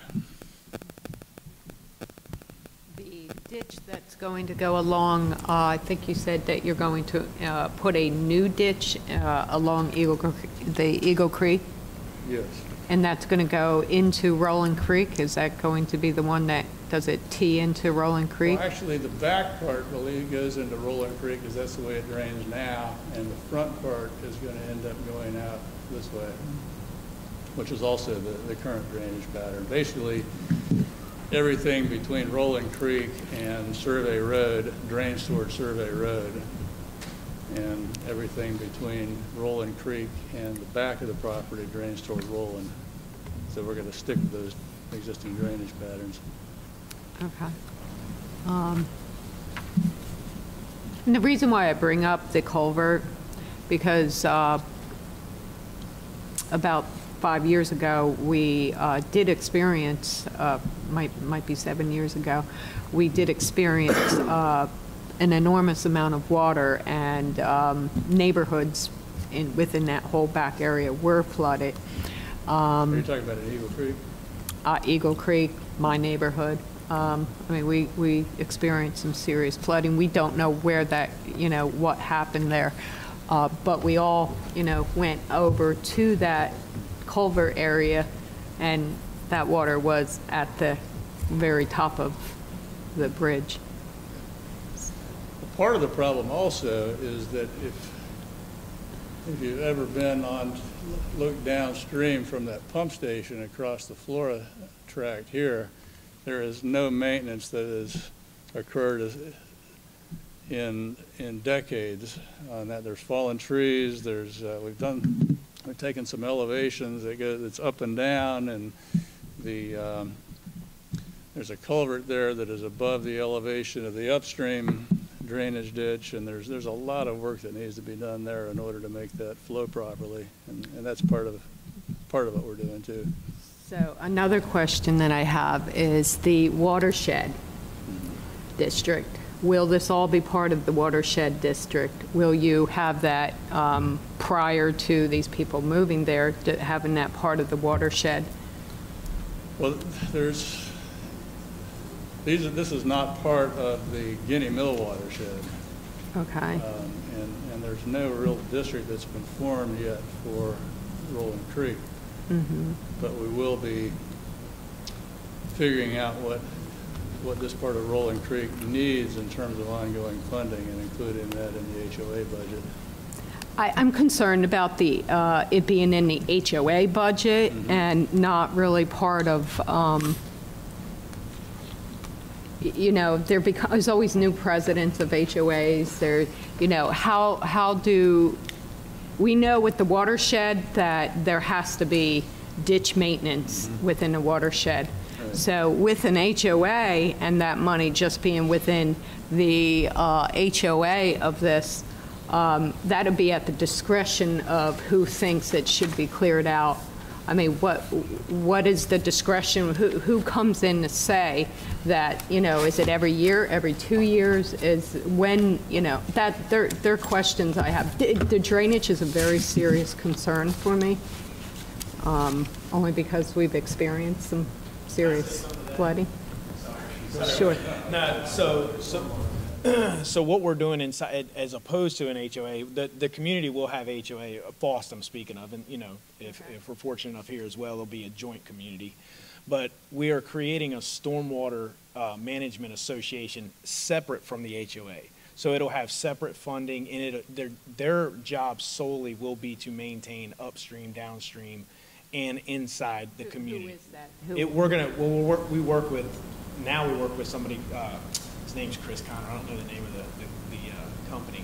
So we'll create basically just for stormwater an HOA, and they will oversee the stormwater, Rolling Creek, downstream. We've obligated ourselves with FOSS to have, I think it's $50,000 in the next 5 years just for that maintenance. So aside from an HOA that'll regulate normal homeowner stuff, we will have what is essentially our own stormwater district for these two projects. And that will be funded separately, and a portion of the HOA dues will go to that, but we are self-funding that to get it started up to $50,000. And we obligated ourselves that with a condition on FOSS too. So, and this is basically an expansion of that. So we'll be able to perpetually maintain from Eagle Creek pump station, or their kind of dam weir thing, and all the way to Rolling Creek. Then we have easements to clean out the canal as well, almost to the sound. And we've acquired those already. We have those in writing, signed, notarized.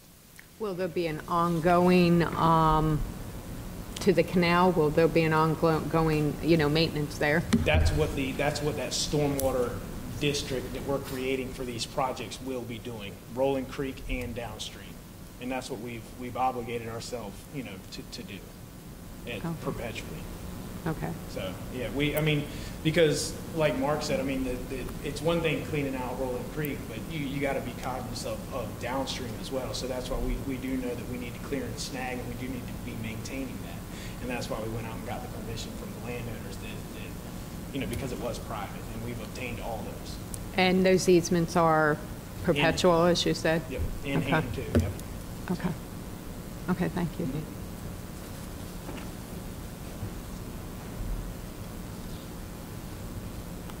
Thank you.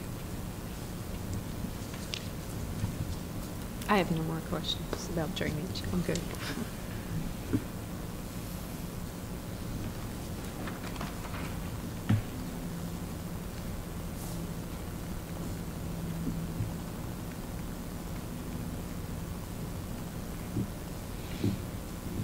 Mr. Chairman, could we take a break Sure. before? Is that all right with everybody? Take a few minute break?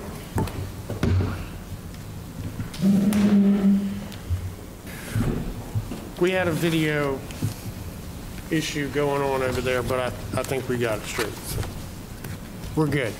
We're set. Good evening. We're I'm picking Jamie. back up with, yeah, sorry, go ahead. Go ahead. I'm Jamie Schradler with Parker Poe at 301 Fayetteville Street here on behalf of the applicant just to talk about the consistency review. Mark did a great job explaining the technical aspects of the plan, and of course Lori covered most of that in her review. And it's great to see so many of you here from the work session. I think each one of you attended the work session and were able to see some of the ideas that we shared and some of the consistency statements I talked about.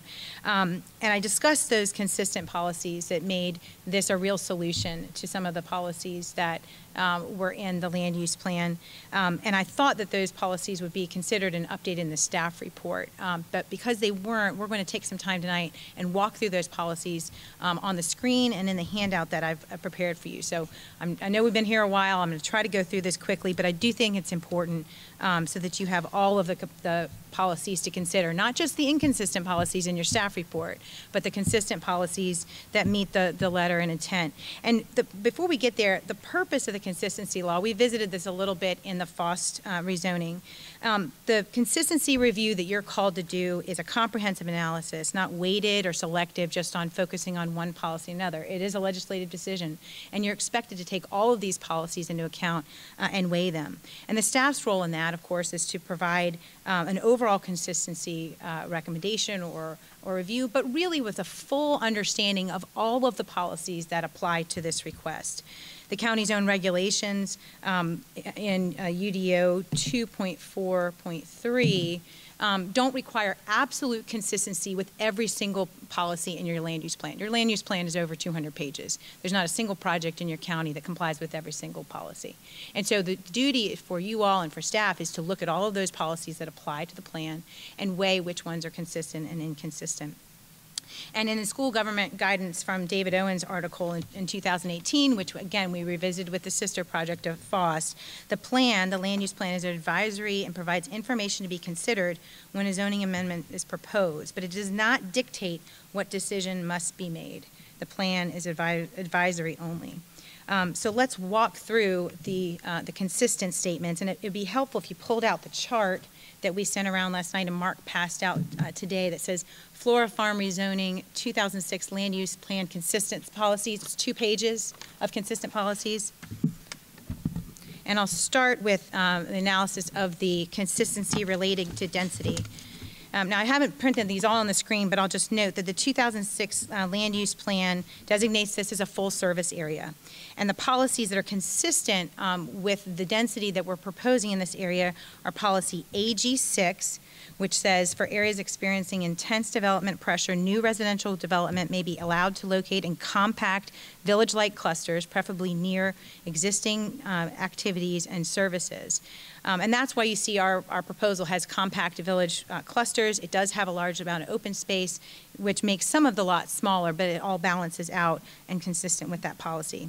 It's also consistent with policy HN1, which says the county shall encourage development to occur at densities appropriate for the location. Location and density factors shall include whether the development is within an environmentally suitable area, the type and capacity of sewage treatment available to the site, the adequacy of transportation facilities, and the proximity of the site to planned urban services. For example, projects falling within the full service areas of the future land use map, like this, would be permitted a higher density because of the availability of infrastructure as well as similarity to the existing development pattern, as Mr. Bissell showed you in several of his slides. Such projects could be developed at a density of 2 or more dwelling units per acre. As you saw in the staff report, our density is actually 1.83 units per acre, gross density, which is consistent with that full service area designation that I read.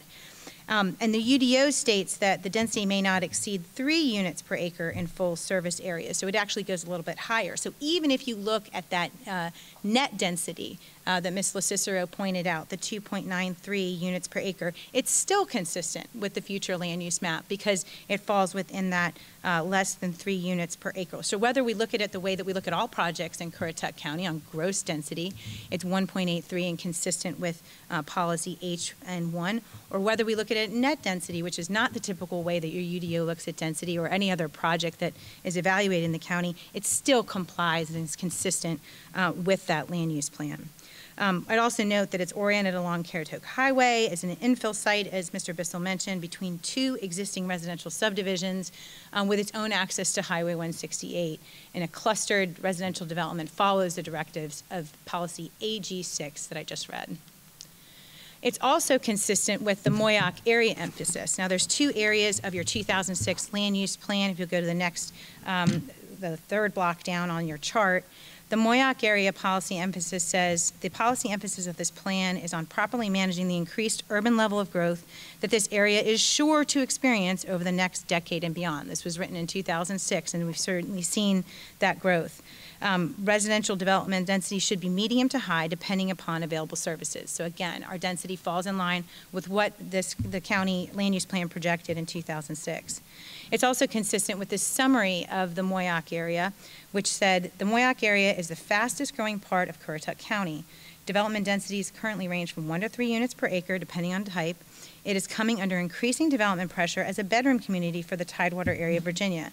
This means that people moving into the Moyak area often work across the state line in Virginia but prefer to have their residences in Currituck County. And sure enough, that's what we've seen bore out since 2006, that Moyak has become a bedroom community and continuing to be popular.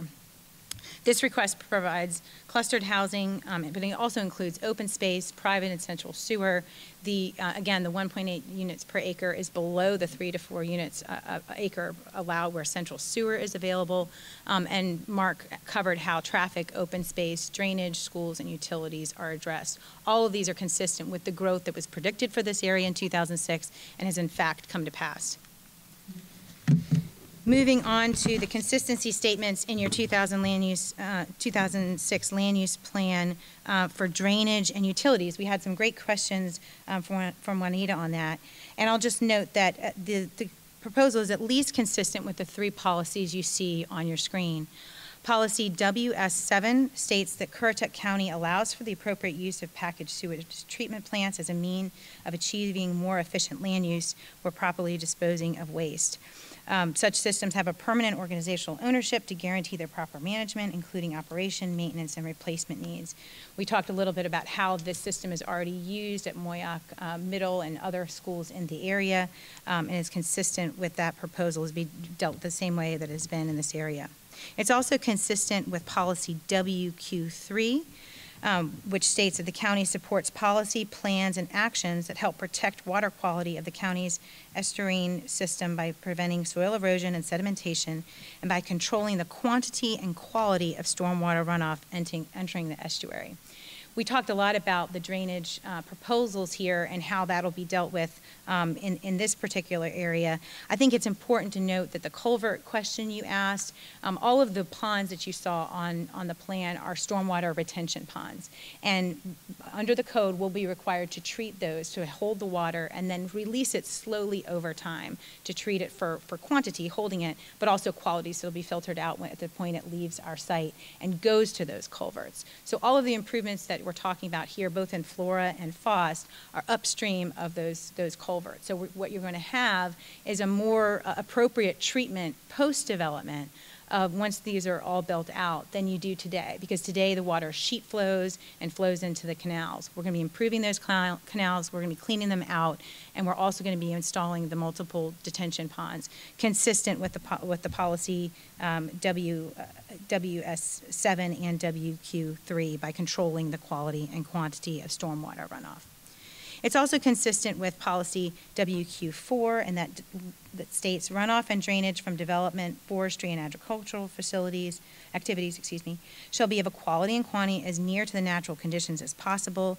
Post-development runoff shall not exceed pre-development volumes. And Mr. Bissell explained how that's going to be a requirement of the UDO that we'll have to follow, and that we've also put measures in place to make sure that we're treating not only on-site, but off-site. The off-site improvements are not required. Those are voluntary conditions that we are going above and beyond your UDO to offer in order to make us consistent with your policies here.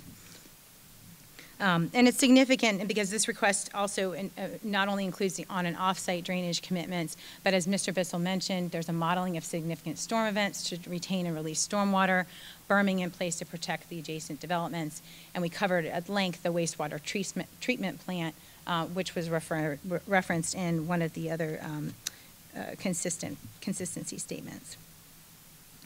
There was also a question about a watershed district. It's accurate to say that we're not part of the Guinea Mill Watershed District. We're essentially kind of creating our own. We're going to be treating all of the water that's on our site, treating it and releasing it at the edges of the property before it leaves.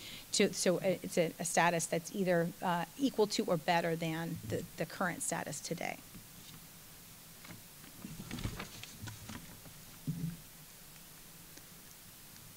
Okay, the transportation consistency policies. We heard a lot about the concerns that staff had and the inconsistencies they believed, or the concerns that were still unanswered. These three policies on your screen are straight from your 2006 land use plan. They are consistent with what we're proposing. They're not addressed in your staff report. Policy TR12 states that new residential developments shall provide for the installation of paved public roadway and drainage infrastructure at the time of development. Of course, you saw in the plans that we'll be installing new roads, we'll be making both on-site and off-site traffic improvements consistent with a traffic impact analysis that has been approved by DOT. Policy CA1 states that the important economic, tourism, and community image benefits of attractive, functional major highway corridors through Currituck County shall be recognized. Such highway corridors beginning with US 158 and NC 168 shall receive priority attention. Mr. Bissell talked about how the buffers adjacent to these areas and the clustering of uses is an appropriate use of land adjacent to this major transportation corridor, such that we're consistent with policy CA1. Policy TR8 states that local streets shall be designed and built to allow for convenient circulation within and between neighborhoods and to encourage mobility by pedestrians and bicyclists. Again, the plan included numerous areas of connectivity and the ability for residents to walk between neighborhoods and to areas off-site.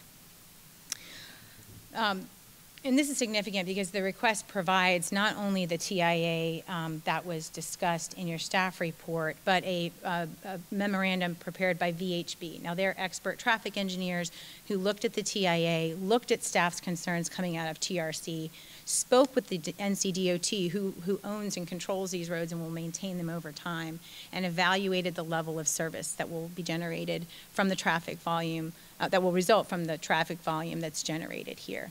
And based on both VHB and NCDOT review, they signed off on the TIA, they noted the level of service was acceptable within their standards, and they reviewed our circulation patterns and finalized the TIA and made recommendations. What's significant about that is that I think it's buried in your staff report, but it's this page right after the chart. It's on page 257 of the agenda packet, but it's a letter dated May 11th of 2020 from David Otts, a district engineer who you all might remember from the FOSS special use permit process. that states, I have reviewed the submitted Flora Farms subdivision traffic impact analysis prepared by VHB Engineering and submitted by the developer. This document was revised on May 5th, 2020, based on the department's comments submitted via email on March 26, 2020. As all concerns are adequately addressed by the executive summary of this TIA, the department is now in agreement with the required improvements and their associated implementation timeframes. This letter is significant because it indicates that DOT has reviewed the TIA, they've consulted with VHB, they are the experts in this field, and they have signed off such that the transportation improvements are sufficient. And that is more than enough to comply with the transportation policies that I've just reviewed. There was a discussion or a concern about circulation. It was noted that we added on-street parallel parking and increased the setbacks to provide more driveway parking to keep people off the streets to make that maneuvering easier. The school, there was a comment about the school being included in the TIA and the phasing schedule. Well, the school should not be included in the TIA based on the recommendation of who? The experts, NCDOT and VHB. They indicated that when and if the school comes through, it will have its own site plan, it will have its own TIA, all of the circulation patterns will be evaluated at that time, and if there's improvements to be made, they'll be made at that time. But as it stands now, it's not appropriate, it hasn't been designed, it hasn't been included in the counts, and based on their professional opinion and their sign off on the letter that I just read, that should be sufficient. We shouldn't be second guessing the NCDOT on the improvements that are recommended and what's sufficient and competent to determine circulation. And as Mr. Stefanik just explained, the site was just selected by the county to begin negotiations for the school site.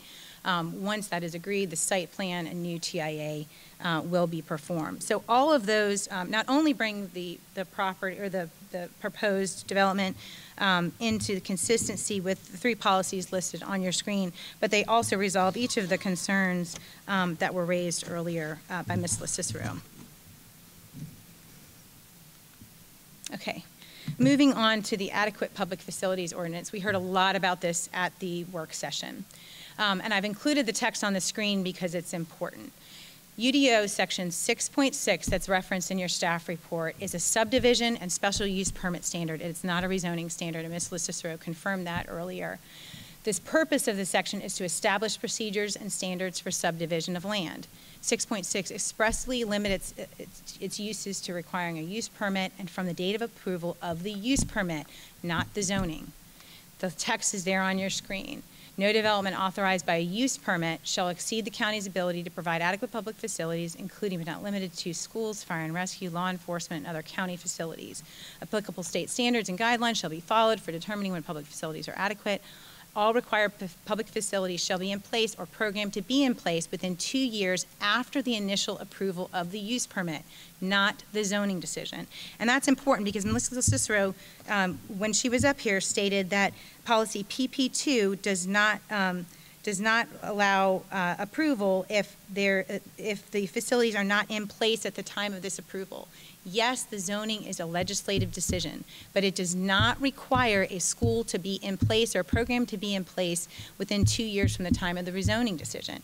And if you look at the actual text of what policy PP2 says, it says Currituck County shall continue to implement a policy of adequate public facilities sufficient to support associated growth and development.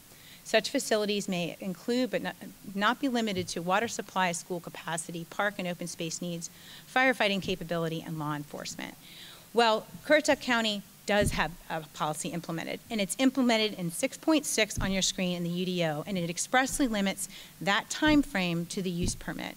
Of course, you can take into account many things during the legislative decision, but it is not accurate to say that the decision you're making tonight, you can only find adequate public facilities if a school is in place today. You would not be able to approve any other residential development in this area until a school is built. That's not what your UDO says. It's not even what your land use policy says. And so the very land use policy, PP2, that Ms. LaCicero has stated is consistent with what we're talking about. We're talking about a rezoning decision that looks at a lot of different aspects. We're not talking about a 2-year time limit. That's saved for special use permit. We're not talking about whether adequate capacity is in place today. That's for special use permit. Now, we do have the added benefit of what has just occurred 2 weeks ago, as explained by Mr. Stefanik. And that is that we are also consistent with this policy on a number of, with this request on a number of policies associated directly with schools. Now this is significant because in your staff report you won't find a single policy discussing schools. The only policy you'll find is the adequate public facilities policy. But there are in fact at least 3 policies, if not more, that directly address what this county thought about schools in their 2006 land use plan. And 3 of them are there on your screen. Policy AG3 states county actions concerning infrastructure, e.g. schools, parks, and utilities, and regulations shall serve to direct new development first to targeted growth areas near existing settlements identified as full service areas on the future land use map.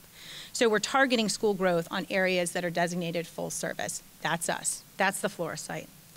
Policy SF1, Currituck County shall support and actively engage in advanced planning for the location of new schools. Such locations shall serve to reinforce contiguous growth patterns near existing developments rather than promoting sprawl in more rural locations.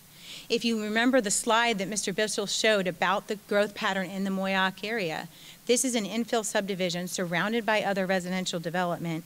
It's the exact type of decision making that the county plan calls upon this board to consider. Advanced planning for the location of new schools. The 22-acre site is a commitment in your conditions. It's condition M, and it's something that's directly related and directly consistent to your decision tonight, but it's not in the staff report.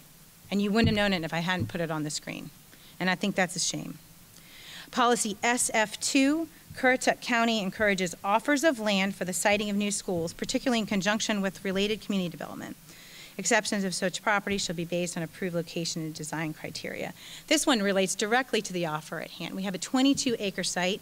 It's an offer of land for the siting of new schools. It literally matches the exact text of the land use plan consistency statement. Again, not in your staff report. Not even analyzed. There's additional policies that I've included in your chart. I haven't put them on the screen, but they're land use policy 8.3, and it's significant to note that in 2006, these actions concerning school facilities were identified for the board and planning to take action and plan for this future growth. This is not something that has just developed over the last year or in the last few years, and a long-range facilities plan was targeted to be covered in this area. So we're also consistent with those policies in that we are delivering a solution. We're offering a school site in the very area where the county needs it and to handle the growth that the county expected in that area since 2006. I'd also like to note that 120 of the lots are within the Shawboro Elementary School District where capacity exists today. So there was an earlier letter that Mr. Bissell noted that the site is split. 120 of the lots are within Shawboro today. There's additional 285 lots in the Moyak area, but there's only an analysis of the Moyak growth. There's actual capacity today in Shawboro Elementary School. We've also staged and platted in Schedule B to ensure student enrollment is spread out over several years. Mr. Bash, you asked the question about, where are the apartments and how, where do I see them on this chart?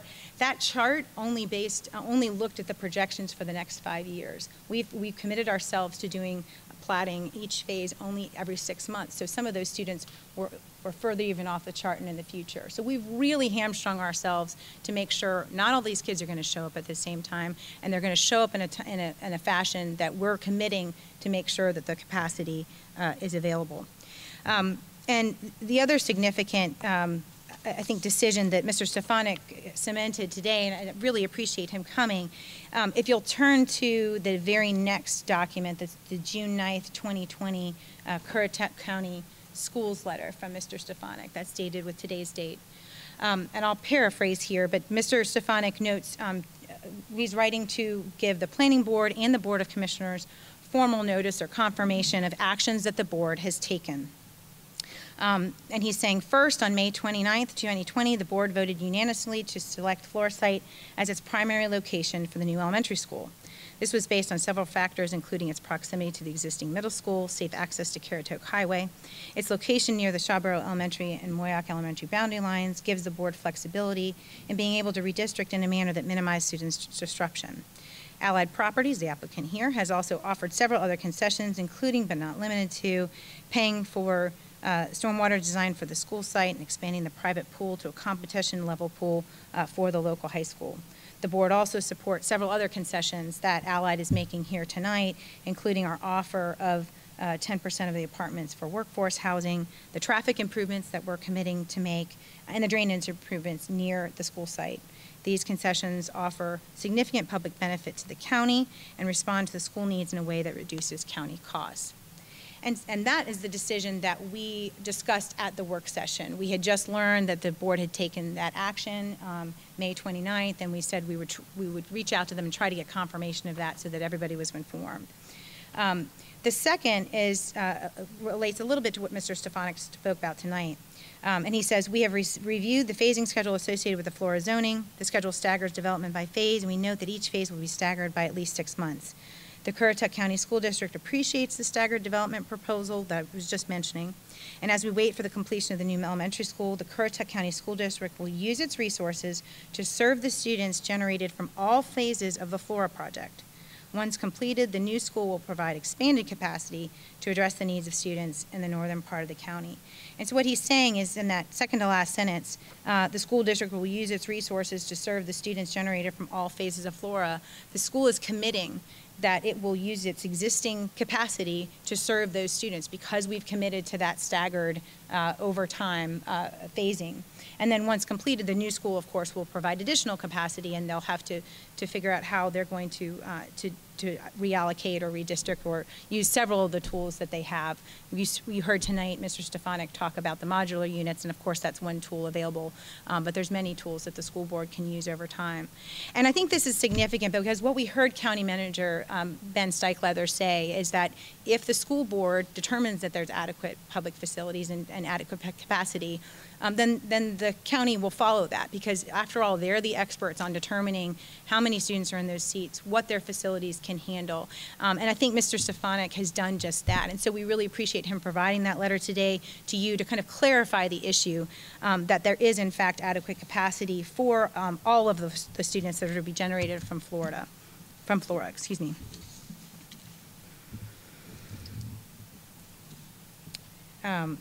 And with that, we just noted on the screen, because of these announcements have just been made, of course, we will be working with the school board to accommodate the reservation of the site. That's a commitment in our conditions, and that will be conveyed to the county with adequate time for them to construct. So we'll be expected working with them as we go forward. And I appreciate Ms. Cicero noting that if the school system determines that there's adequate facilities, we'll reevaluate the recommendation, because I do think that's appropriate now that they've made this information available to the board.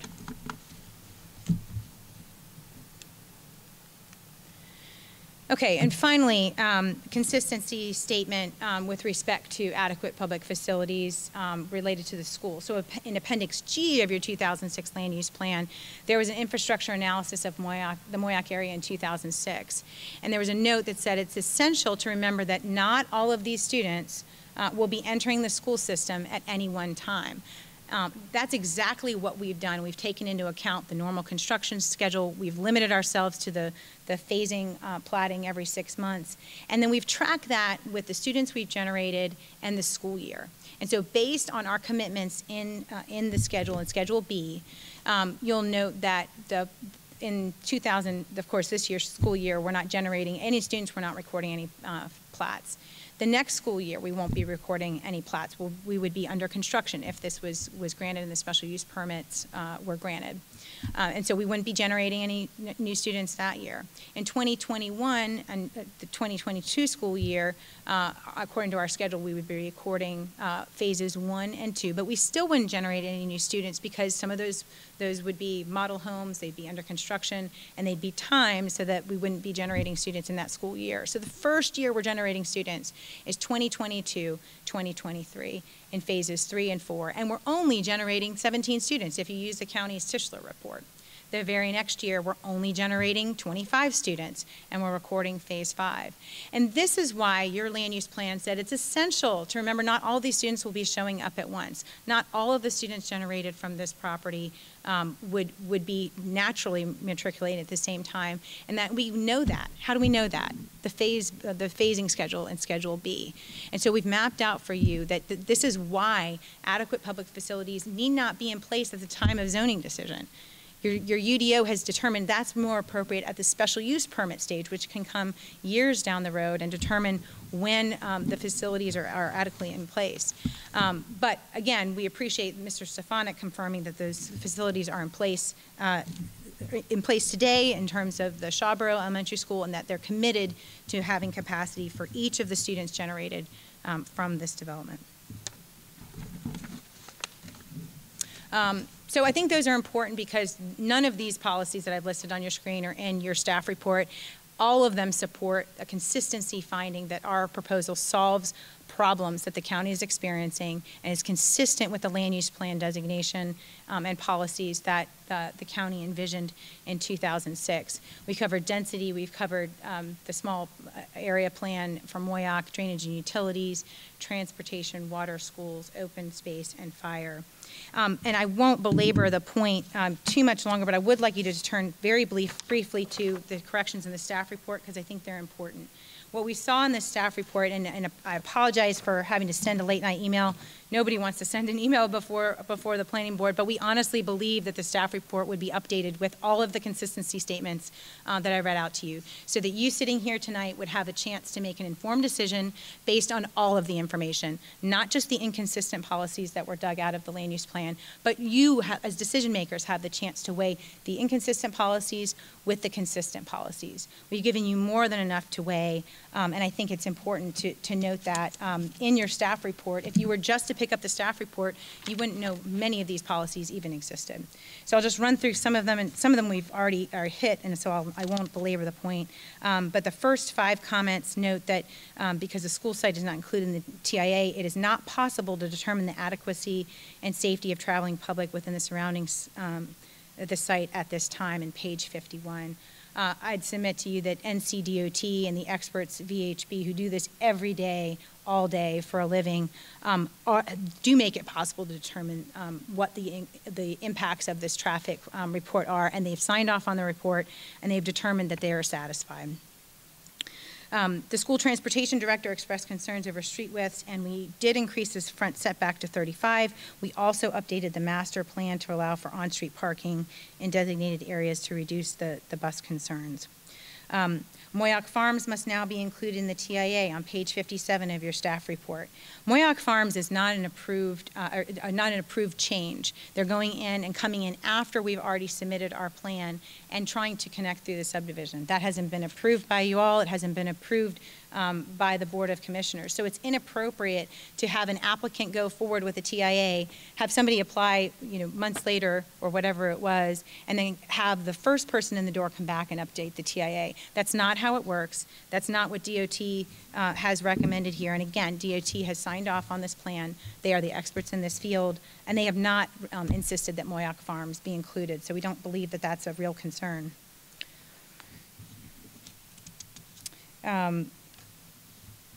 We talked a little bit about the wastewater treatment plant.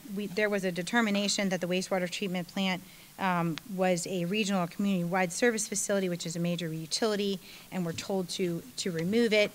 We've put that back in, and I think we've talked about that enough tonight, so I won't belabor the point. The drainage discussion in your staff report on page 55 focuses entirely on the problems of drainage in the area, with very minimal details about what will be done.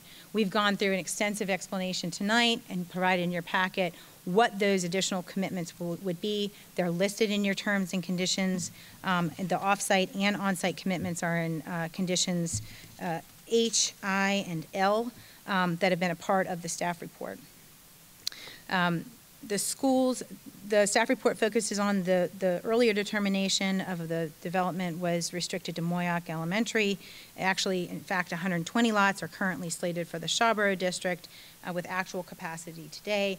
And your staff report just simply ignores the portion of the letter from February that indicated that at least 120 of those lots were in Shawboro Elementary that does have capacity. Of course, that information is now even further updated with Mr. Stefanik's letter tonight. The next point, 3.7.2 of the UDO, requires that the PD zoning district designation be consistent with the 2006 land use plan. State law, as I explained, calls for a weighing of those policies. It doesn't require every single policy in the land use plan to be consistent in order for a plan to be approved. And staff should accurately inform you, as I said, of the consistent policies. If you're going to point out the consistent policies, you should be pointing out the inconsistent policies, you should be pointing out the consistent policies, and that's what we've done here tonight. The adequate public facilities standards section of the UDO has been upheld by the court decision in Tate Terrace. That's on page 57 of your staff report. Actually, that court case dealt with the special use permit stage, not the zoning stage. We went through that distinction, and that did not uphold, per se, the 6.6. It just noted that that's the stage that the Tate Terrace case was in. It was at a special use permit. And that court just decided whether the evidence supported whether there was adequate public facilities. It in no way requires this board to deny the zoning. Developer must address the school and the phasing schedule. We actually have included that in the phasing schedule submitted May 15th. And based on multiple public statements by staff and County Manager Steichleather, we were anticipating a school to open by August of 2023 in the Moyak area. I'll note that although there is fluidity in this, the letter that Mr. Stefanik has provided indicates that the County Board of Education is willing to work with us and determine how to reach capacity or achieve capacity for each of those students. And that, as Mr. Steichleather said, if the board determines that there's adequate capacity for these students, we'll defer to the experts in that area. And now we've heard from them. And so I think that's a very important development, and we appreciate the letter once again. The staff report on page 58 notes that the Board of Commissioners directed staff to remove the PDR zoning from the UDO, except in Currituck Station. That has no bearing on this application. This application was submitted before that text change was requested or processed. Under the Permit Choice Act, we're permitted to go forward regardless of what happens with that text change. Policy PP2 is cited that the additional 71 students this development is projected to generate that will attend the Moyak Elementary School District cannot be approved since Currituck County schools indicate no additional capacity for that district now or plan to be in place within 2 years. This one's significant because at full build out, the project will generate those 71 students, but it ignores 30 students that would be generated in Shawboro School District, which has capacity today. It also ignores the actual text of policy PP2, which I showed you on the screen tonight, which simply requires the county to implement a adequate public facilities policy, which it did, and decided that that determination is made at special use stage in terms of the 2-year point. It ignores policy AG3 to direct development near full service areas. The staff report ignores policy SF2 to encourage offers of land for new schools in conjunction with the related community development. And it ignores appendix policy, which requires the board consider not all students will arrive at once. It ignores our phasing, Schedule B, and ignores the policy for the Board of Commissioners to work toward a long-term plan for schools. So I know that you all have been at this tonight, and I know that we gave you a lot of information, but I would submit this is information that should have been in your staff report when we were scheduled to be before you in March. In every other case, the county looks at the consistencies and inconsistencies and should be weighing what those are. They should be providing that information to you as decision makers to make an informed choice. You were given two summaries earlier tonight before ours that listed the consistent policies. Every policy in those staff reports was consistent. There's not a single policy that's cited in our staff report that's consistent. Every single one was inconsistent. It ignored the school offer that we're making. It ignored the significant problem that we're trying to help solve for the county in drainage and facilities. I can't explain to you why that is. All I know is it's not right. And this request is offering a master plan that's attractive and meets existing needs, Development is phased to spread out impacts. The zoning commitments will benefit the area in terms of the school, the drainage improvements, the water loop, vehicular and pedestrian connectivity. It's consistent with the land use plan and the Moyak small area plan. Adequate public facilities are being addressed, and we've confirmed that with the Stefanik letter. We're also providing alternate housing styles reserved for professionals, and it's in harmony with the area as shown by Mr. Bissell. I'd ask that you have take all of these into consideration tonight. I'm thrilled that all of you were at the work sessions. You were able to hear that live discussion we had then, and that we spent a lot of time talking about public facilities and this proposal.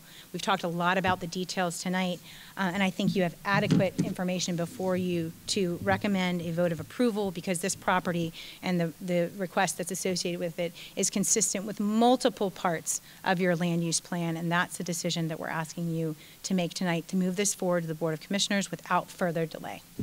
I'm happy to answer any questions. Any questions? Need a minute? I had one question on the packet that Mr. Bissell provided us earlier. This refers to what Mr. Bassett said. Under a Schedule B phasing schedule, residential, it totals, subtotals 285. What is the, how many units, residential units, are you planning to build total?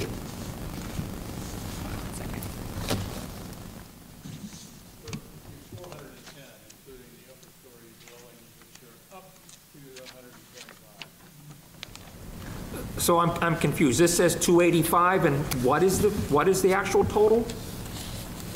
410 is what's in the second one. Are you on this chart here? No. I think it's the one behind it. Okay. But it's on that chart too that Mr. Bassett brought up. That they're right. What we've done is the 285 are the separate lots, the single-family lots, and then below we've included the multifamily in the commercial, because those will likely be developed after the residential. But you don't know when they'll be developed. You said likely developed, but They'll be developed as the market demand for the commercial development. But if the market demands them to be built sooner, you'll build them sooner. It's possible. That's not the way that things are trending now, and we already have the commitment from the school board that they'll work with us on fulfilling capacity for every student generated. So we'll just have to work with the school board on the timing. Any commercial developer will confirm that you've got to have rooftops before you can have a commercial development. Well, I understand that, but there's a school issue too, that if those are built sooner, there's more bodies going in that's not on that chart. There's more kids going into the schools. But yes, it would not occur before 2024, 2025. Thank you. So you're saying the earliest would be 2024, 2025 school year for the commercial, the 125, or any of those units?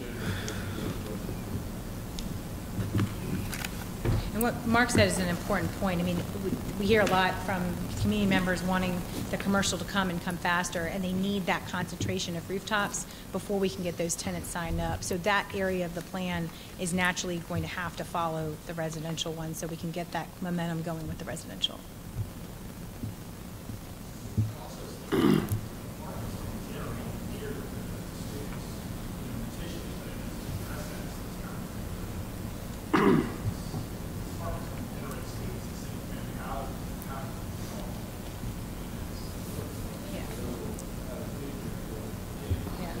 That's a good point. The 0.25 elementary students we've been using from the Tischler report assumes a single-family residence.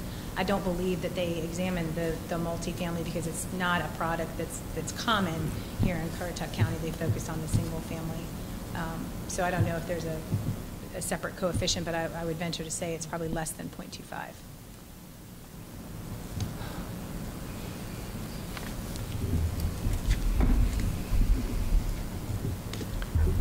Now, you said that your plotting phasing will be every 6 months. That's right. If you look at Schedule B, we've estimated Phase 1 to be, the final plat recording date to be August of 2021. So that's August of next year. But that would be platting. That doesn't mean that all of those houses are delivered at the same time and all of those students move in at the same time. So after we have to do platting, we have to do, we have to get the special use permit approved, we have to get the construction drawings approved, we have to plat, then we have to get the certificate of occupancy, then students can move in. And so by staging this, that's why you don't see any students show up in those first 2 to 3 years, because it's going to be going in phases and not all of them can move in at once.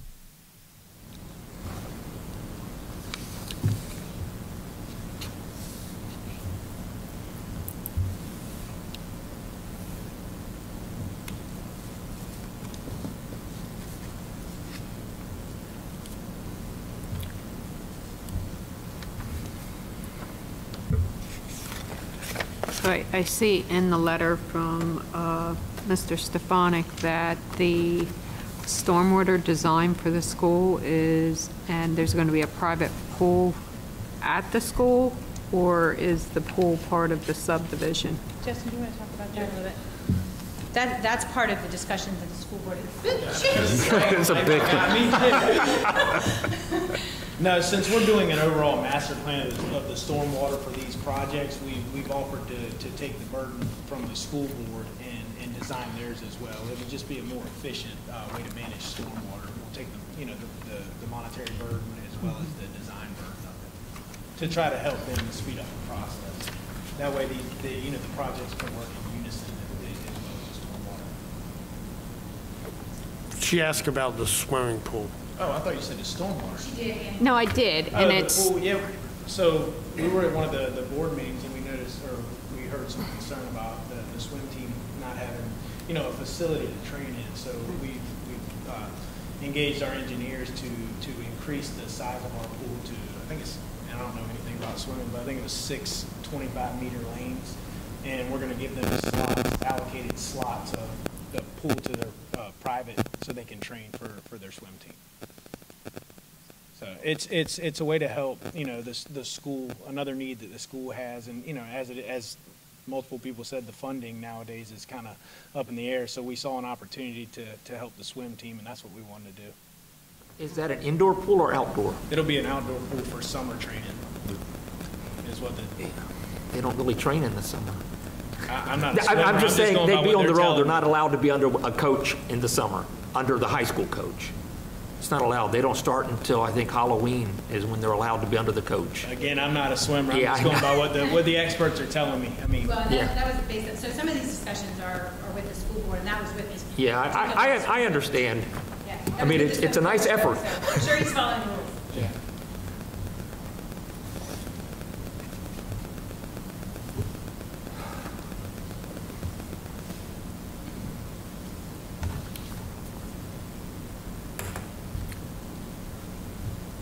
Y'all want to take a few, think about it, or you have any more questions?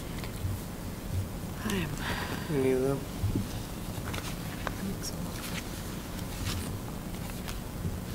We can come back to it too, if you think of something. what's that? Yeah, let's go on to Mr. Stephanie. You're on the list. If you have anything you'd like to add at the moment, Councilman. Yeah. That was just an attendance sheet. And I saw speak at the meeting. Well, I don't have to speak at the meeting, but one thing I will say for the group here is the school district is kind of in a, I don't want to say a perfect storm, but it's kind of like a situation where, you've got adequate public facilities, procedures, and again, we heard tonight that has nothing to do with zoning, and that's up to you guys. I don't know if it has anything to do with zoning or not, but we need another school, and because the populations are high. But we're also hearing that now budgets are in question, And so timelines can't be finalized because we don't know whether or not we're going to get capital funds from the state. We don't know what the local economy has, on tap to be able to provide local funding, for the schools, and whether or not that triggers us to have to go, into the bond process. And that's where I believe people started hearing like it's going to be put off possibly 2 years, because if we go into the bond process, you can't put the referendum out there until the next even numbered year. So we've got time to wait now before we even put it out for the referendum to qualify for the bond, and that's where the delay comes from. And so that's my understanding in talking with the county manager, that if we can't get the capital monies that are in the state budget because the state budget hasn't been approved, that's an issue. If the local economy takes a hit because of the current health situation, that's an issue. Our statement from the board in that letter that says we'll take care of the kids, that come, we're charged to do that. And so if we don't see a new school in the future, then we have to start putting funding in or decisions to take care of the students with the facilities we have, and or adding to those facilities with possible additional mobile units. And so that's what we have to do to take care of the students that move into the county. So, we definitely need another school because the county is growing. We do have some capacity, and the board might have to take some tough decisions, and you do the domino type of redistricting. Can Moyak hand off to Shawboro because they have some capacity? Yes. When Shawboro fills up, can they hand off to Central because Central has a little bit of capacity? Yes. Can Central then hand off to Griggs because that building has the most capacity? But that's the decision that would be relatively historic. Taking students from this side of the Intercoastal Waterway to a facility on that side of the Intercoastal Waterway. We had a board member say that it did happen in the past, but quite significantly in the past, I believe, that happened. It didn't happen in the last 25 or 30 years. I'd say it's more than that, because I was here 25 or 30 years ago, and we didn't do that. But she claims that it happened before that time. But that's where our capacity on the mainland is right now, is at Griggs Elementary School, because Jarvisburg relieved some of the population pressure at Griggs. And so now we do have 4 to 5 classrooms worth of capacity right there, but the dominoes would have to come from the north pushing south, or Jarvisburg, and Jarvisburg is nearing capacity, and then they could push from the south to the north back to the Griggs residents. So that's the spot that we're in, as a school. On the one slide, I was telling Lori, it said the school can't commit to, a new school being finished in 2 years. We can commit. We can't pay for it. But we can, if the architect says if we design it now, it definitely could be ready by August of 2022. But we're in a situation now where the funding, is in question because of several factors. And so the funding sources are what's in question on how fast we can produce a new school. So, I mean, it's a long way from this letter that we have to a school opening.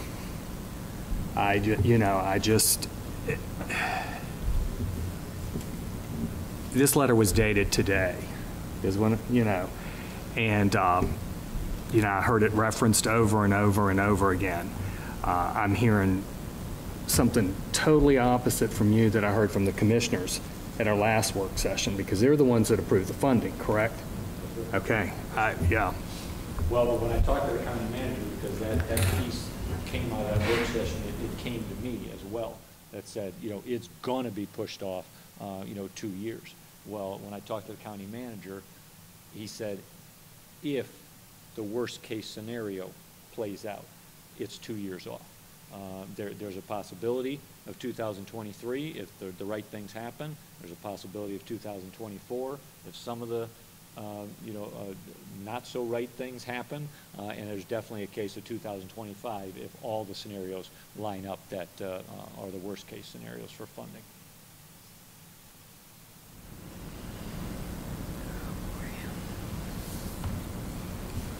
fluid.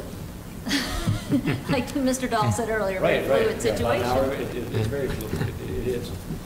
You know, we'd be in great shape if, you know, if the state, you know, my hope is, we've heard that they still may not be able to get to a full budget, but we might get the mini bills, you know, this coming year. And my hope is that they consider the capital money as one of the mini bills that comes out. If that's the case, then I believe Currituck's number was 11.1 or 11.2 million dollars in that state allocation, and that would help them quite a bit. What could you do with that money? What would that pay for? Well, the targeted project number was 25 million, and I believe I heard that in the new school fund locally, there's already between $6 and $7 million there, and so we would get to about 18 million of the needed 25 million. So talking to the county manager, the actual debt that would have to be covered would be a lot less than if that 11 million didn't show up. Out of that $25 million figure you just quoted, that's the cost of the total building of new elementary school? It's in the range, yes, of that's your elementary. Typical estimate? Yes. Does that include the land cost? Yes. So that number could come down with this site, or I mean. It could, but if it didn't, then we could put more materials and capacity possibly in the building if we didn't spend it on the land. We're discussing elementary schools, but middle schools are becoming close. One middle school is becoming close to that. Okay, just yes. Moyak. Yes. And then that's, and again, the consideration, and in some districts, that decision is received better than others. But there is the school boundary redistricting option, you know, that's out there. And so if you've got a school that has 100 to 120 student capacity, and the other school is reaching 100%, you can make adjustments to the boundary, and the school with the capacity helps out the building that's reaching 100%. And prior to the Board of Education's decision last August, we had grouped Moyak, Shawboro, and Central together as the northern group, because there was that fluidity that they had the potential for, you know, redistricting. It's not popular. And maybe politically unpalatable, but that's why we had grouped those. And up until that decision was made that we're not going to redistrict, then that kind of put us on the spot to present the information like we do, or we pull out, you know, Moyak, Shawboro, and Central and give you those specific ones. Because if we still grouped them, we would probably have capacity. So, several years ago, my son actually was in 5th grade and went to the Moyak Middle School.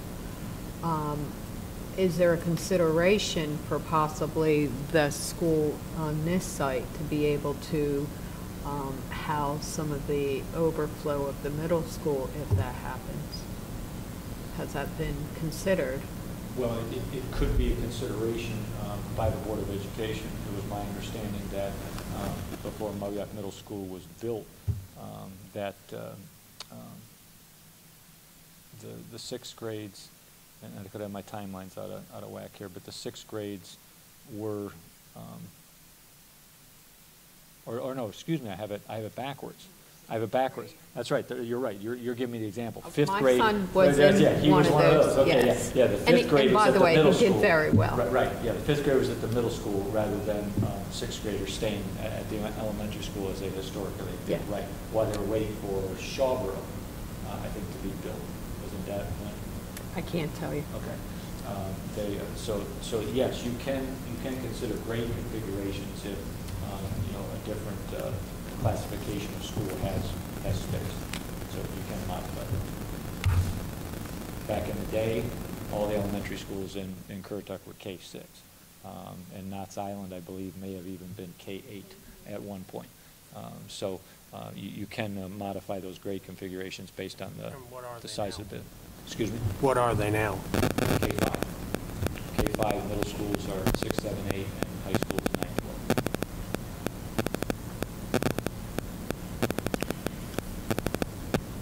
12. Could you clarify the capacity at Moyak you talked about earlier with the 2 mobile units coming in? Is that coming in for this coming school year? Yes. Was that?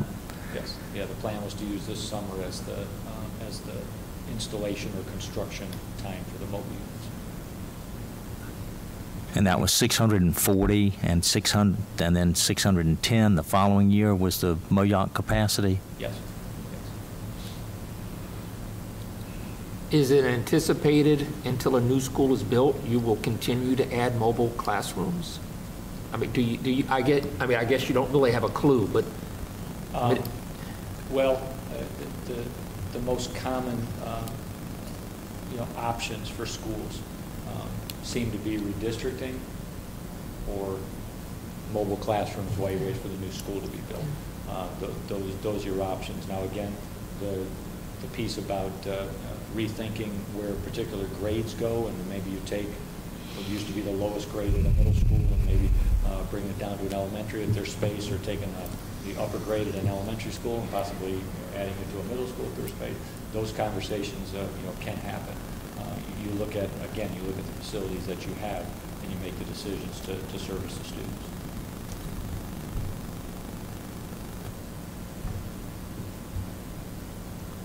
And we also have grade by grade variations at times. We had this past year, it was the biggest variation I think I've seen in a school.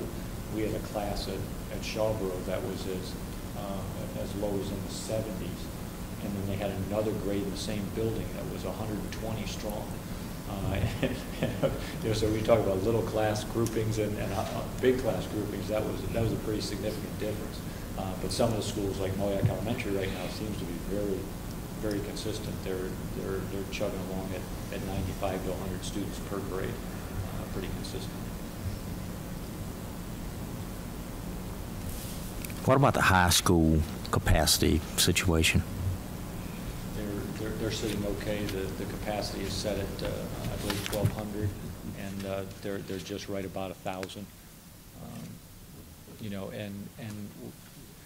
There's a little bit of an impact there with capacity because we have students taking college coursework, and so some of the students actually have modified days. Some of the part of the day is at the high school, and another part of the day might be here at the College of the Albemarle campus here, or the College of the Albemarle campus in Elizabeth City. And so when you're looking at capacities in the future, that might be an impact for high schools, is the number of students that are actually at the school full days, partial days, or in the case of JP Knapp, we got a significant percentage that spend the entire day at the college campuses, and they don't spend any time at JP Knapp.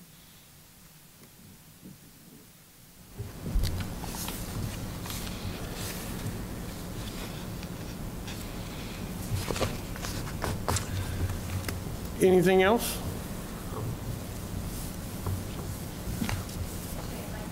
Mr. Schwindler would like to add something. Sure. Thank you very much. If you don't mind, hang out just a few more seconds because we may have more questions, but you never know. Thank you. I just wanted to note your question. It's a good one, and you note the difference in where we are today versus the date of a new school.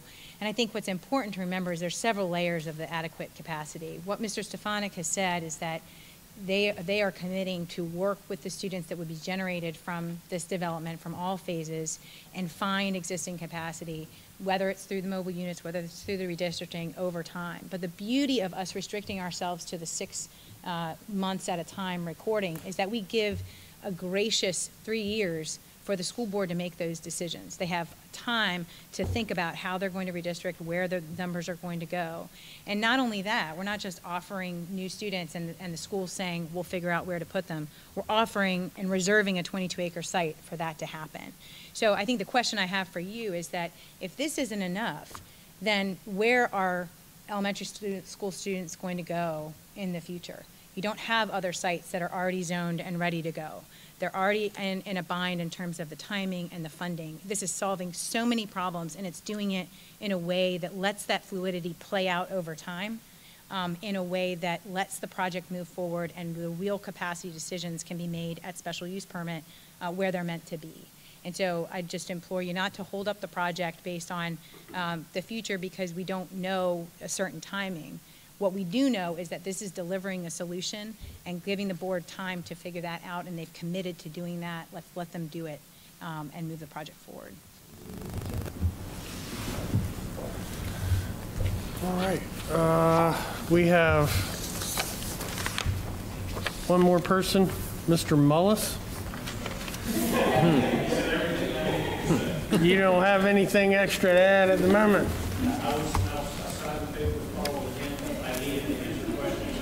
Okay.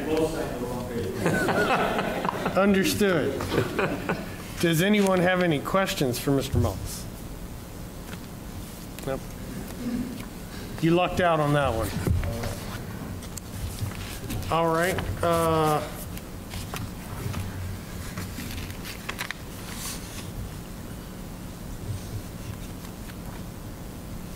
Close the public hearing. Nobody else has any more questions for those gentlemen?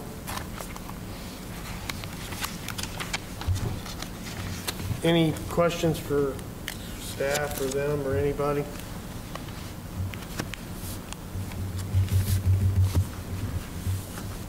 All right, well, hearing none, I will open the floor for a motion.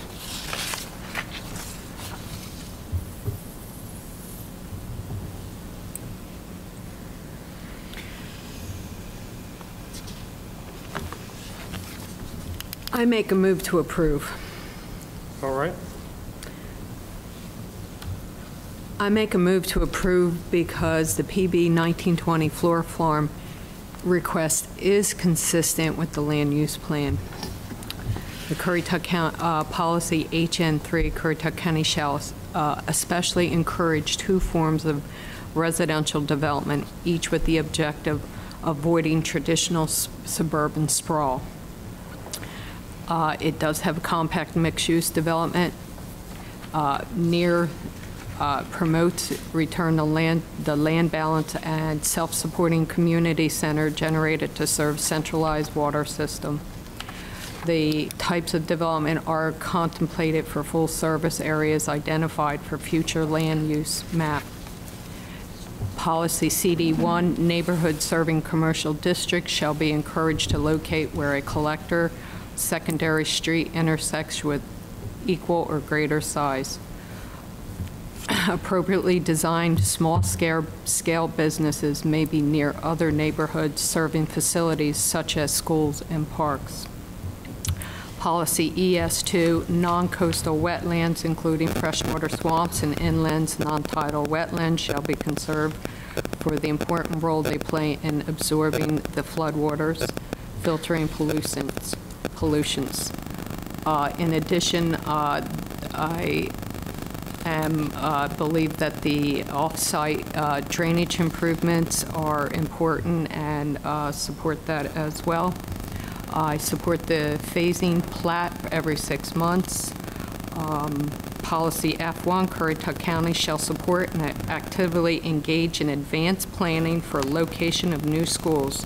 Such as location shall serve to reinforce contiguous growth patterns near existing developments rather than promoting sprawl, which is in rural location. The new school shall be viewed as a cornerstone of the community in which they are located and shall serve proactively influencing growth.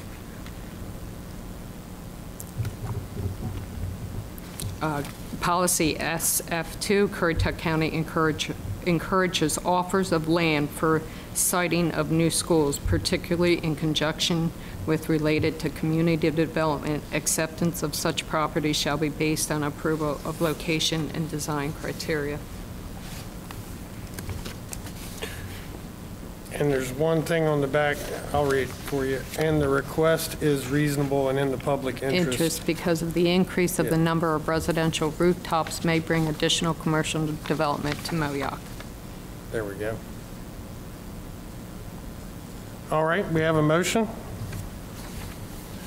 I'll second the motion, but I will also add that I'm in favor of this because of the school site. Yes. I'm not in favor of the redistricting. I am in favor of providing a new school for children as soon as possible. So we have a motion and we have a second. All in favor? Aye. Aye. Opposed? Aye. 2 opposed. So what do we have? 3 for, and 3 for the motion and 2 against. 3 for, 2 against. Is that a pass? Majority carries. Majority, motion passes. I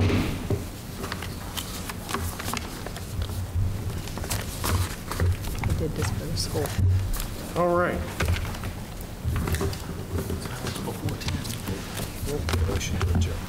We need a, does anyone have any announcements? Yes. Do not forget, we will be seeing you all again in less than 48 hours. We will get you your agenda packets tomorrow. And we will be back in our regular facilities at the old courthouse, the historic courthouse. So, and I think that's all the announcements. Is that? So you'll be getting your agenda packets. Anybody have any? Are you just going to email them to us and then just hold on to the paper ones till Thursday? For those of you, because I know personally, and I do better like this. If you want a hard copy, please let us know. We don't mind because of all the meetings we've had. We don't mind at all coming out and delivering. Can I stop by tomorrow morning and pick it up? What? Can I stop by to pick up the package? Yeah, if you want to come out and visit I won't us. be able to, but I do like. What time? Well, I just hate to see y'all drop them off at the house again. Is it too much trouble to deliver the package? I mean, okay, I definitely like to have something. Yes, I am. I agree. I want the paper one, but you can hang on to mine till Thursday. Okay. Well, okay. You can bring it on the way That's fine. home. And if you want yours earlier, Okay. You know where he lives too, huh? Jenny does. Yeah.